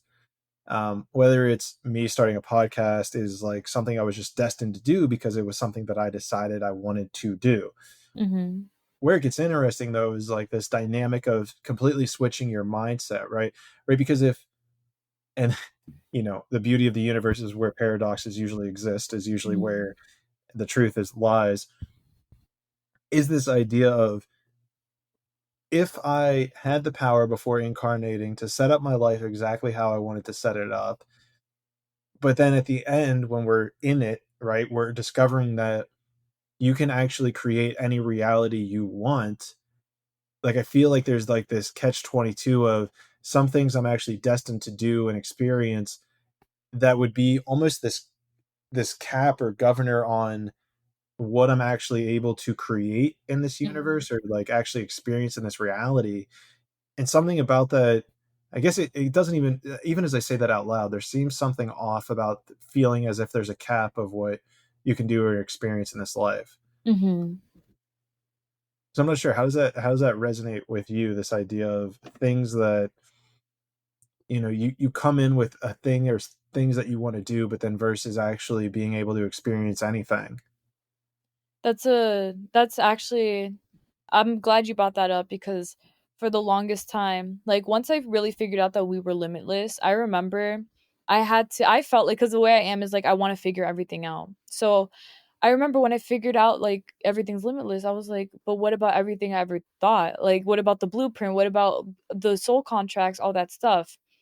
So the way that I see that is that you were still brought to this earth for a reason. You were still destined to do certain things, right? But that all depends on you to carry it out by choice. So, for example, because back then I used to think, like, okay, soul contract, you follow the soul contract, you can't change, it just is what it is. But then I realized over time, I was like, but that's really not how it is because when you get the soul contract, you write like it's all written, it's like predestined in a way, but it's also very open and free to be whatever it is that you want it to be. So for example, let's say that okay, you're going to go to earth and you're going to make things right with your mother, for example, whatever. The rest is up to you, or yeah, let's say that it would also be I guess like pre-decided within your soul contract that you would one day wake up and decide I can do anything that I want, and then boom, the rest of your soul contract is yours or whatever. I also believe though that there are people out here that because they do not believe in unlimited we are or how limitless we are, that they feel like we have to follow a certain thing. I'm sure you've seen like a lot of older people, for example, people who would be 80 years old today, they're very used to following a very planned out life. And that's because they believe that for themselves. I believe that if they lived their life that way, it was because they decided that for themselves. And so that's why certain things happen for their greatest good. Things happen for a reason for them. It's because they literally decided, they're like, I'm going to let the universe take control of whatever happens next, and then, yeah, the universe will literally do that because you decided that. But if you're going to sit there and be like, I'm not going to let the universe decide this for me, I'm going to decide it for me. Let's see what happens. That's you literally changing your blueprint to say, okay, let's work with what this person's saying because this is your life. No one can limit you. Nobody. Not even you, not even the being that you think is greatest of all. Like even God. Everyone's a God. I believe that we are literally like all connected in that way, that we have that white light inside of us, that we are completely free in our being to do whatever it is that we want, and that there's no separation. And I think one of the biggest mistakes that we as people have made is believing that there is something out there that's bigger than us. In reality, it's not bigger. You just choose to not see your worth to be equal to that being, but in reality we're all the same. But yeah. Yeah, I'm on that same bridge or that same thing with you, that idea that we are all God, we have a piece of God within us. Mhm.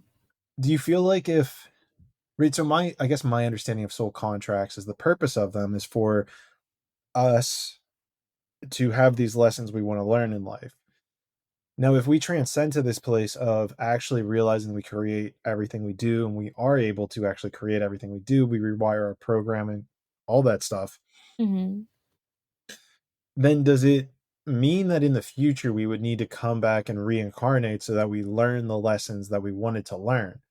Unless, and here's where it gets weird, is like, unless learning that a part of my soul contract was learning that I am God and that I am supposed to create my reality however I wish and desire, unless that was the soul contract, Mhm. then you're fulfilling it.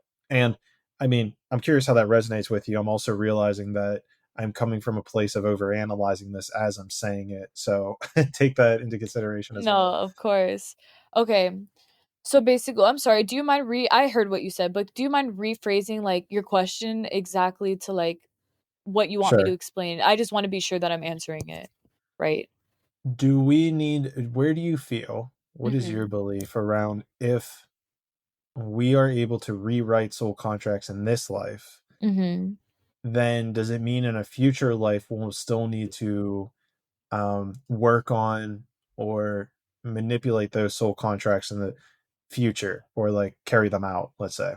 That's a very good question. I believe that okay, let's say for example that in this lifetime you were destined to come to earth to fix things up like again with your mother, and you decided to take matters into your own hands, and you're like, "You know what? I'm going to make my life perfect because I said so, whatever." And then you manifest that your relationship with your mother is perfect, and then boom, like everything else is perfect too, not even just that, like all of the friendships, relationships, it all works out. You feel energetically, spiritually aligned within yourself. You're like, I'm good now. All this stuff. I would say that in that case, it's almost like there wouldn't even be a point to come back, would there? Because you would have literally had rewired yourself to be aligned. I feel good. I feel this. I feel that. And then you are. Then there would be no point to come back, right? So then for the other people that I feel like they just kind of let life flow as they do, they're like, everything happens if God says so, this, that.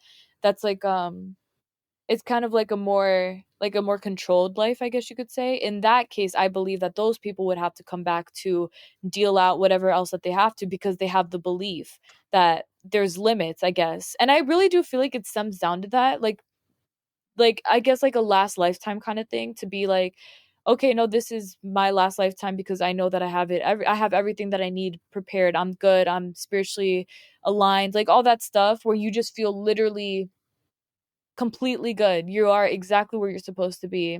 And that's where I think that it would have to not have to stop. It's your choice, but I think that it would kind of come to an end at that point, because you literally have fixed all of your problems. All of the problems that your soul had, you fixed them in one Hmm. single lifetime, you know? So then, with that being said, Mhm. are there, by being human and having a human experience, do we put like, are the energetic imprints that we place into, like, do we have a stronger power to push energetic imprints into our soul during a human incarnation? Like if for example, what you're saying, right? If I'm mentally saying my life's perfect, um, I have everything I want, I'm doing it, this is my last life. By repeating those things as a human, it has to imprint on my soul in some way. Mhm. So is it stronger, like when we're humans, do we have stronger imprints that we're placing on our soul as opposed to when we're a soul and trying to imprint thoughts into us, into our being as a soul? Does that make sense?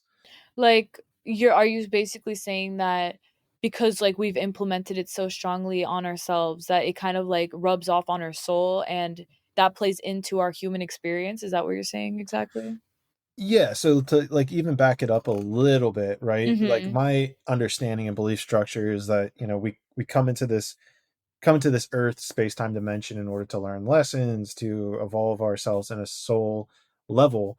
And the reason that we incarnate is because it is harder to learn lessons, or the lessons that we learn as humans are stronger than lessons that we learn as souls, because as humans we're actually implementing and practicing them. Right. So if in this lifetime, in anyone's lifetime, Right. they get to a place where they fix hypothetically everything and everything that's occurring is perfect, or they even just realize that in the nature of everything they do is perfection. Where was I going with this? That it's a stronger imprint than if you were a soul trying to have those same thoughts. I see what you're saying. That's very interesting, because as a soul, I guess like you would naturally just know that you are everything that you want to be, but as a human, it's harder for us to, not harder. I'm not going to say harder because it's not harder. It's simply not allowing that ego part to that tries to argue with that and tell you no, there are limits and you can't do that and you're not like this and that. That as a human, you have to be the one to put your foot down and be like, no, I have to listen to what my soul is saying. Like, I know that this is the truth.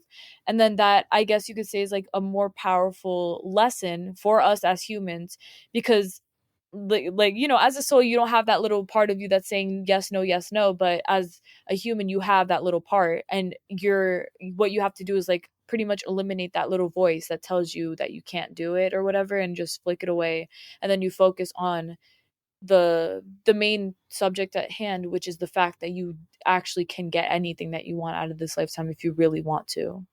So it Mhm. really is all about I think it's all about really reprogramming yourself to realize that no matter what you've been taught, especially as a child, as a young child, what you've been hearing all your life, or even been showing on TV, because I'm sure you know, like on TV, there's so many subliminal messages, and there's like everything, you know, and Crazy. that stuff. Yeah, it's a lot, but it all ties into that, and then it's basically like you have to sit there and break the whole freaking curse that you've been wrapped up into your entire life, and I think another important thing to say is that it's really it's really important that you keep up with that, and that you're not fighting it all the time. That, you know, because obviously I could sit here and be telling you all this stuff, and then you can go on online and someone will be like, you have to work really hard, and then you're like, oh yeah, I remember that, you got to work really hard, okay, and you know, you go right back to how you were thinking, and then boom, Mhm. it's kind of like a cycle that you have to be on top of beating. And I always say this, that it's so important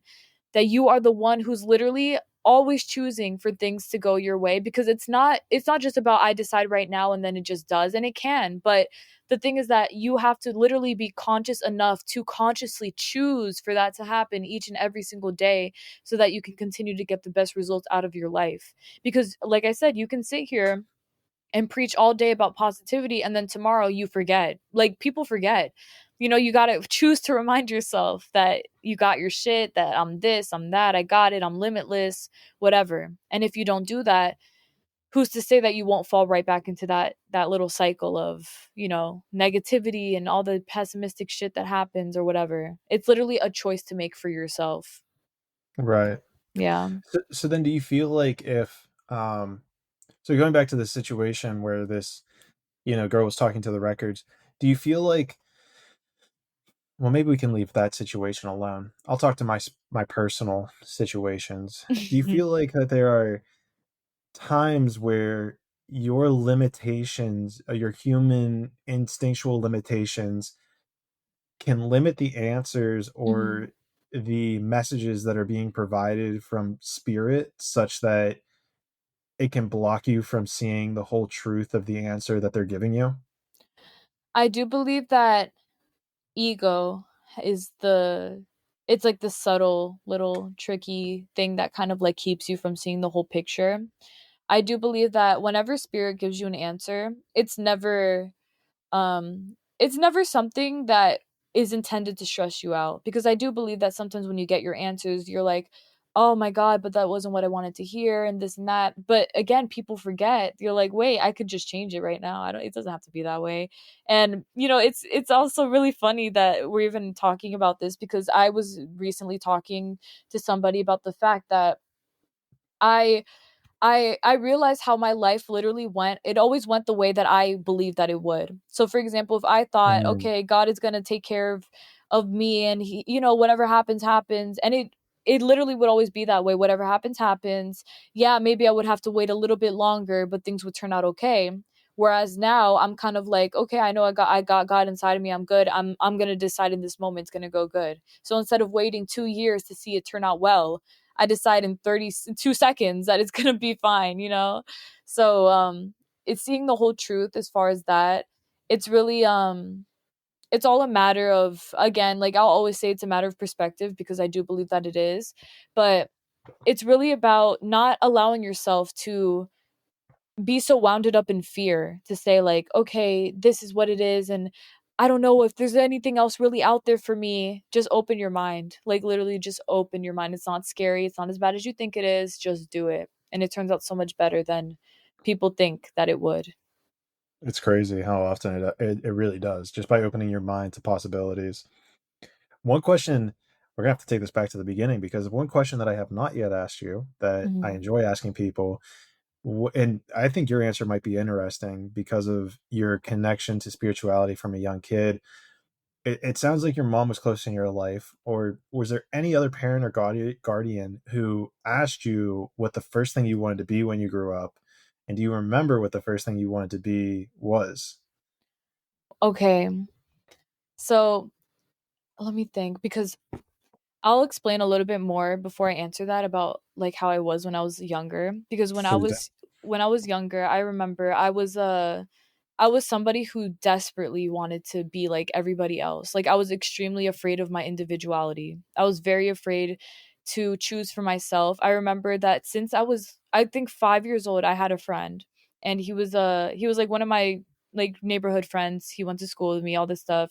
But we had become such close friends that I remember that I began to literally wrap my identity around his life, because I thought his life was so cool. Like he went to Disney every weekend. He was doing like he was playing video games, and I was like, "Damn, like that's so cool," cuz I didn't have that experience.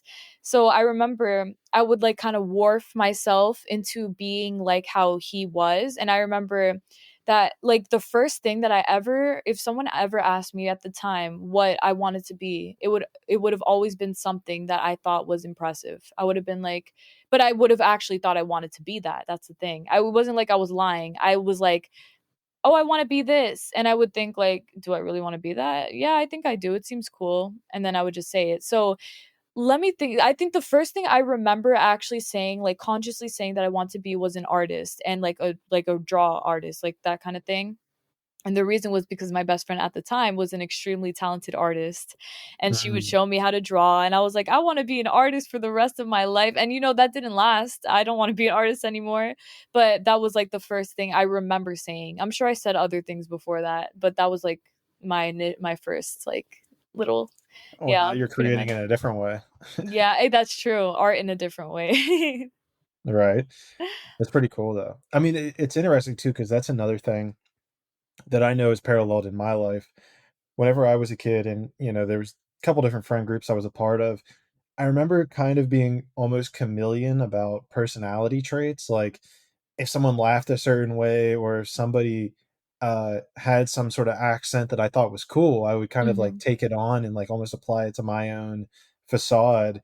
And it became very interesting that of something like, oh shit, like that's pretty cool. Like I should try doing that. And it was like this Mhm. weird like mix and match of other people to like try on their quirks as my own, which I don't know, feels kind of weird to say it now that I'm like looking back on it. Uh, Mhm. but I found that pretty interesting from your story as well.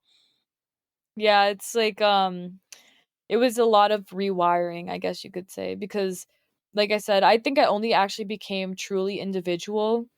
I'm trying to think how old I was. I honestly, it was like around the time that I really broke through my spiritual awakening, was when I dropped all of the facades that I had. And it's funny because it never felt like I was like, "Oh, I'm faking it out." I literally would like change myself to fit like the narrative of what I liked at the time, even though it wasn't what I truly liked. You know what I mean? Like at the Mm. soul, it was like I was riding off my ego like my whole life pretty much, up until I decided I was like, I can't do that. Like I'm done. I'm tired. I don't want to. It's my life. Like things like that. So it all ties in, but now I can say that I am truly living like my most authentic life. But it took me a while to get here, but I'm glad that it did get here.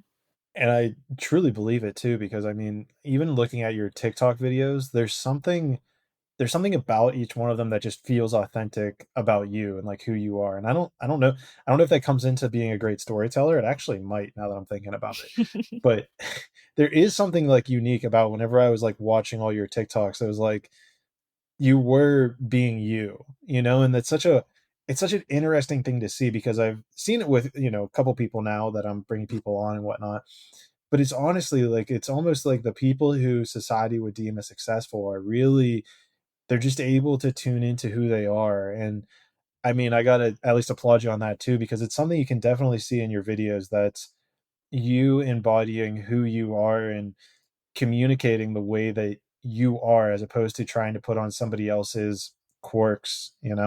Thank you. I appreciate that, because I realized like over time that it was very important to remain individual, because even now like to be completely honest with you, I don't really watch like many I don't in general I don't really watch videos or other people's content, not because I it's not interesting to me. It's just that I it's just not something that piques, I guess, yeah, like piques my interest totally. But I will say that like even over time being in like the realm that I'm in, like the genre that I'm in, the niche, that you see a lot of different people doing different things. Like I'm sure you've seen a lot of people do tarot videos that they're like, whatever card comes out is for you. And I remember like, I do like tarot, and I do readings and things like that. And I remember at one for a second, I was like, what if I did that too? But I was like, that's not authentic to me. I wouldn't do that. Like that's not something that I would actually do. Because I like to do personal readings. I don't like to do like general Mm, ones. So I felt like I was like, I don't think so. But, I feel like in the past, I probably would have been like, yeah, I'll do it because I feel like why not? But now I'm like, it doesn't align with me completely. I don't think I should do that, and it yeah, makes, to me, it definitely makes a difference. Cause I don't know if you have had this experience yourself, but I'm sure you've seen that whenever you do something that doesn't align with you, no, it's like we talked about earlier. It doesn't work out. It does not work out the way that you thought it would. And I for realized sure. that anytime that I actually did some shit that I wanted to do that I felt like would align with me, it always worked out fine. But It's crazy, and I think that's truly where I think that's truly where like that explosion happens, because the video of mine that went viral, both of them, honestly, I've had a couple of them at this point, but it's always usually from something that is me being my authentic self, and to actually just do something that I believe needed to be in the world. yeah. Where it gets interesting that we might I experience almost like the ironic opposite, Mhm. where I will watch some creators, usually creators who I've had on the podcast. I'll like follow them on Instagram or TikTok. Where it gets interesting is I'll have an idea for a video. The most recent one I'm thinking of is the idea of the moon being like fake, and the fact that the moon isn't like naturally man-made. You smiled Uh-huh. right there, so we can talk about that in a second. um, but the core concept of it is that I saw a kid that I had on the podcast made a video about the moon being hollow and being fake, Mhm. and it almost like took the winds out of my sail to make that video because someone had made it. Now, there were things that I would have done differently and created differently, but it was weird to me. Like if I see somebody else create a video on something and then I Mhm. kind of like lose the gist or the drive to create it myself, because I feel like maybe I don't want to come across as copying. Huh, that's interesting. That's an interesting thing I just realized there. Yeah, I feel like I that's don't a know. subtle thing too. That's like Yeah, something low key. Like it's almost like it's not that you think that you're ripping anybody off, but you're kind of like I lost. Like it's taught now. Like what's the point? I don't want to, like you said, like I don't want to um keep fabricate, like oversaturating, I guess, like a certain genre, like talking about something. I think that even though it wouldn't be considered total oversaturation, because it'd be one other video that you see or whatever. I feel like that also creates like a, what is it, like the snowball effect? Is that what it's called? It's kind of like it just keeps on going and going and going, and that's how it expands. And I also think that's right. kind of like what happened like the spiritual world too. Honestly speaking, a lot of it's, I'm not going to say it's oversaturated, because I do believe that genuine spirituality can never be, but in terms of like, I'm sure you know what I'm talking about. There's a lot of people that come off as a certain way, and they don't, you can tell that they don't actually feel aligned with that truth that they're, or what they're trying to come out to say. But it's because it's so attention grabbing that some people feel like, oh, I should just make videos on this because you see everyone likes it. It grabs people's attention. And that doesn't just go for spiritual shit. That goes for comedy on YouTube, video, streaming, everything. It's literally so much of the same. And what makes it different, like what genuinely gets people's interest, is if you remain authentic 110%. Because there could be 80 millions of streamers out there, but if you are the one streamer that genuinely believes in your craft, and you're not doing it for clout, and you're not doing it for attention or likes, then you will become successful, because you're doing exactly what you have to do. So that's, yeah, you I just feel have like to. that expands to every niche possible, right? And I mean, it's so fascinating too, because the way that I'm mentally looking at this now is in the terms of competition, because where people get stuck in a 3D reality is winners and losers. And whenever you project that onto a brand of something, right? Like if Apple were to shift their policy from making the best product that resonates with them to we need to outpace Microsoft or Samsung or something else, then their entire business model is just going to collapse because they're now creating in a space of scarcity versus abundance, but Mm-hmm. even more so, they're not being authentic to who they are. They're now pinning themselves against somebody else. And this is huge because I kind of realized this whenever I would do a bunch of like podcast research of like how are other people doing shit. And it's like I would get caught in these ego traps of, I kind of mentioned it earlier, why don't I have this many following already? Why don't I have Mm-hmm. this? Why don't I have that? And it does a lot of things. Like number one, it communicates scarcity to the universe, but even more so, you're now trying to imitate or find these little copy pieces of other people, where in reality, there can be very much a conversation made or a argument for the idea of not paying attention to them at all. Right. Yes, 110%. I believe that like focusing kind of on what other people are doing. I guess like competing, like you're saying, that is something that's honestly a very I'm not even going to say it's subtle because it's not subtle, but it is something that does cause the downfall of a lot of things. I'm going to say that, for example, like a lot of social media apps copy other social media apps, and it's not because it's best for their app, it's because they want to. It's competition, like you said. If Apple were to compete with, Samsung or whatever, that's where it becomes a little bit, it goes starts going downhill because now they're not being authentic to themselves. But as far as for example, with like No, it's a very interesting parallel, and you bring up a great point about social medias seeming to like just they're trying to copy like the next biggest thing, right? Like Instagram was copying, I mean, YouTube Shorts, Instagram Reels, they're basically a TikTokification of their platform. I believe there's a lot of strength still in YouTube. I think Instagram is almost losing their way a little bit, but regardless, where it gets interesting is I forget the app, but I recently downloaded it. It's like the one that's actually taking off right now. It's called Be Real. And the idea is that they send you a notification, you have to take a picture of whatever you're doing at that time. And then you get to see everybody else who is doing something at this time so that it's like more be quote unquote real. Where it gets interesting is I just saw on TikTok that they're trying to promote a feature that does the exact same thing as Be Real. And it's like this crazy, it's really a fascinating thing to see, and honestly this might be something to really pay attention to over the next couple of years, is this idea of all of these different platforms like trying to integrate like these different aspects of the platforms together. And something just popped. All right guys, sorry about that brief inner whatever the hell we're going to call it. We're back. That's all that matters. yeah.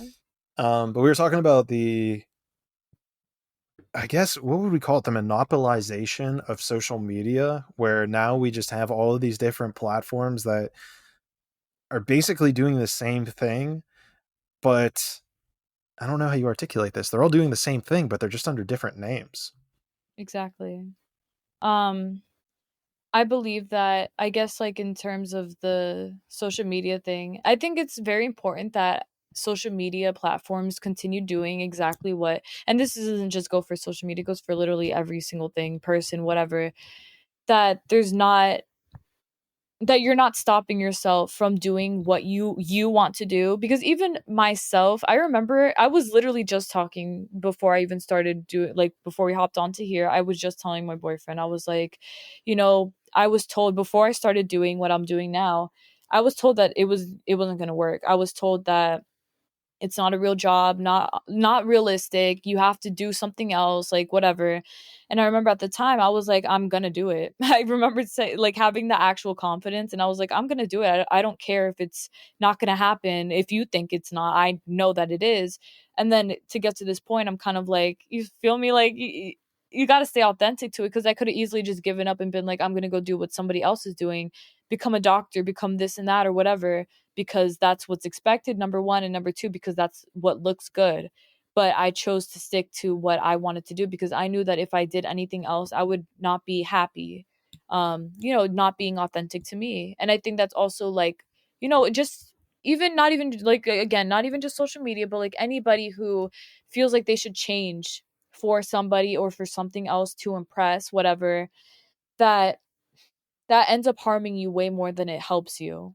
And that's the whole picture. You can't hurt yourself to become better. You have to stick to what you're doing and just know that that will take you the farthest way, because I'm sure that you yourself have seen how people make careers out of the craziest thing. Like when I For went to sure. Zach Bagans' haunted museum in Las Vegas, I remember being there. I'm like, I'm sure when he was a child, that no one thought like this man was going to be able to buy the shirts of serial killers and have them set up in a museum and have people love it. Like, you know what I mean? Like who would have thought that would actually be something that could end up happening for him, but he made it happen.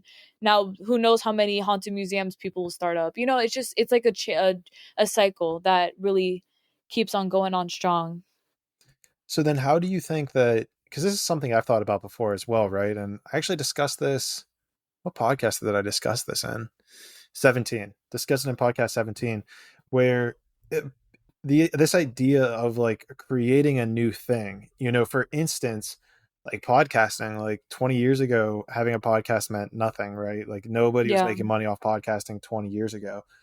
So where does like almost that inspiration come from? Is it from just like following your unique blueprint? Because at some level, right? Like I love having long, in-depth conversations with people, and Mhm. podcasting seems to be the way to do that. Right.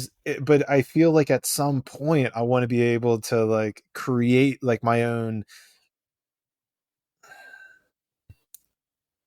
like vessel, my own vessel for producing this type of content. Because like even if you're creating reels, at some level it feels like you're copying a template of what other people do. Right. And so I guess I'm curious if you like, is it something that you believe might just unfold as your life goes on, that you would, be the first one to create a haunted museum? But I guess even that feels like it's a template of museums. So I don't know. I don't know where I'm Hmm. going with that. That's interesting. I see what you're saying. I guess it's like taking something. Oh, like for example, you know how people sell crochet, like crochet outfits, like people make Mhm. them, like my age, they'll make them and they'll sell them online.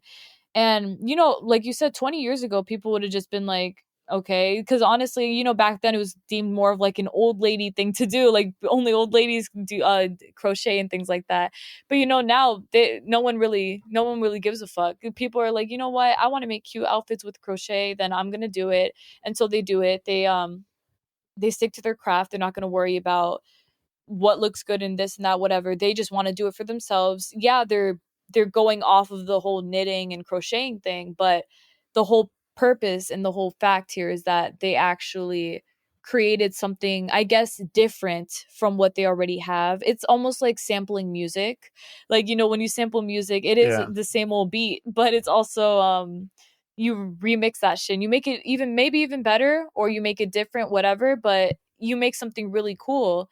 And it it really does, I guess, make a difference. It inspires people, I think. Like that makes people want to do different things. It makes people want to venture out different shit.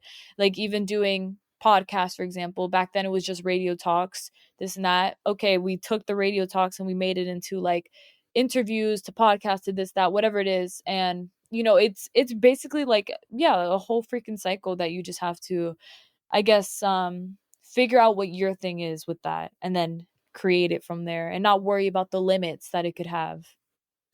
No, that's a good point, because even if I like the example of music, because even music is kind of that blend of like, I mean, you can go down this rabbit hole, especially if you're into EDM, where it's usually like two different genres coming together that create another genre. And that's Mhm. almost something that we've seen since, I mean, the time of classical music. And even more so, people have then, oh, what's it called?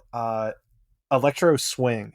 So they literally took like EDM music and put it onto swing music, and like just Mhm. made their own genre out of this. Like it it gets kind of repetitious in my opinion, but it's super cool if you've never listened to it.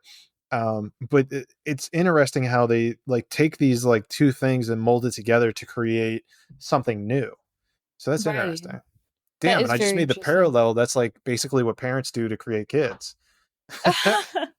You did. That's insane. But you're very right. Like that's pretty much all it is. It's just about I really do. I know I said this a few times, but I really do believe it comes down to perspective. You know, you could see that stuff as amazing as, oh my God, we're making something new from this, or you could see it as, oh, the same old shit, blah blah blah blah, or you're copying this that. I mean, you know, everything. I'm not gonna say everything's a copy of everything else because it's. I don't feel like that is. I feel like on the surface level it might look like that, but deep down the intention is always different than what the original person wanted to create from that specific thing.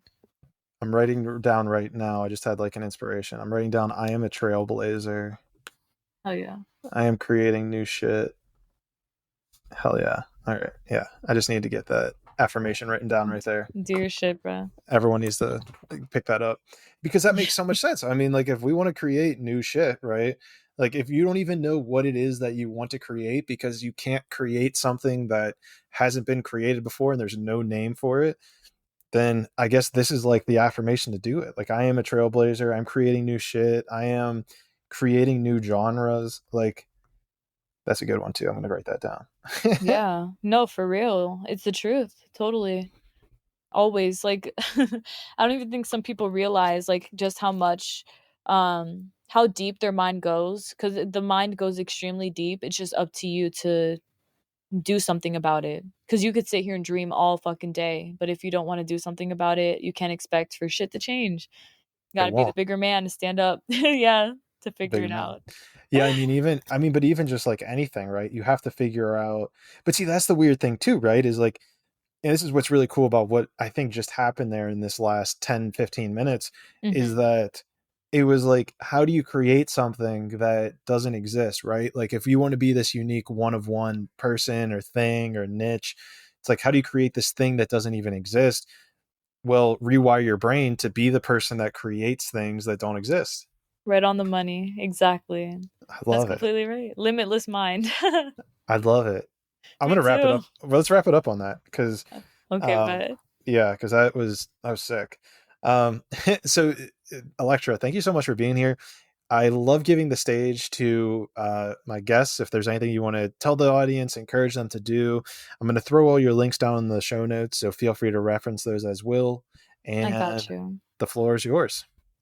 All right. Thank you for having me first off and also for the amazing conversation. And also, it's 444 right now, so that's really crazy where Oh, I'm at. I don't know if it's where you are, but yeah, it is too. that's that's cool. Okay. But besides that, for everybody else, I want y'all to know that there's literally nothing in Oh, this world that and y'all your can't name, have. you always have Mhm. ElectraSoul 444. That's like your tag. Yes, it is. And I also have Shit. my phone Oh case is right next shit. to me has 444 on it. It's crazy. Oh But shit. I know, right? It's so aligned. But as for everything else, just the simple fact in knowing that you are literally limitless to do anything that you want to do and that nothing in this world has to hold you back unless you allow it to. So please be free enough to understand that you can take it all in if you want to. If you want things to go your way, it can all go your way. Don't allow for the negative energies to affect you to the point where you feel like, you know, you're limited because you're not. And also that there's a lot more than to what meets the eye. Like never think that what you see in front of you is all that there is. Pretty much. That's all I got to say. I love it. Thank you so much, Electra. Incredible conversation. I Of mean, I love course. what you're doing, keeping unique.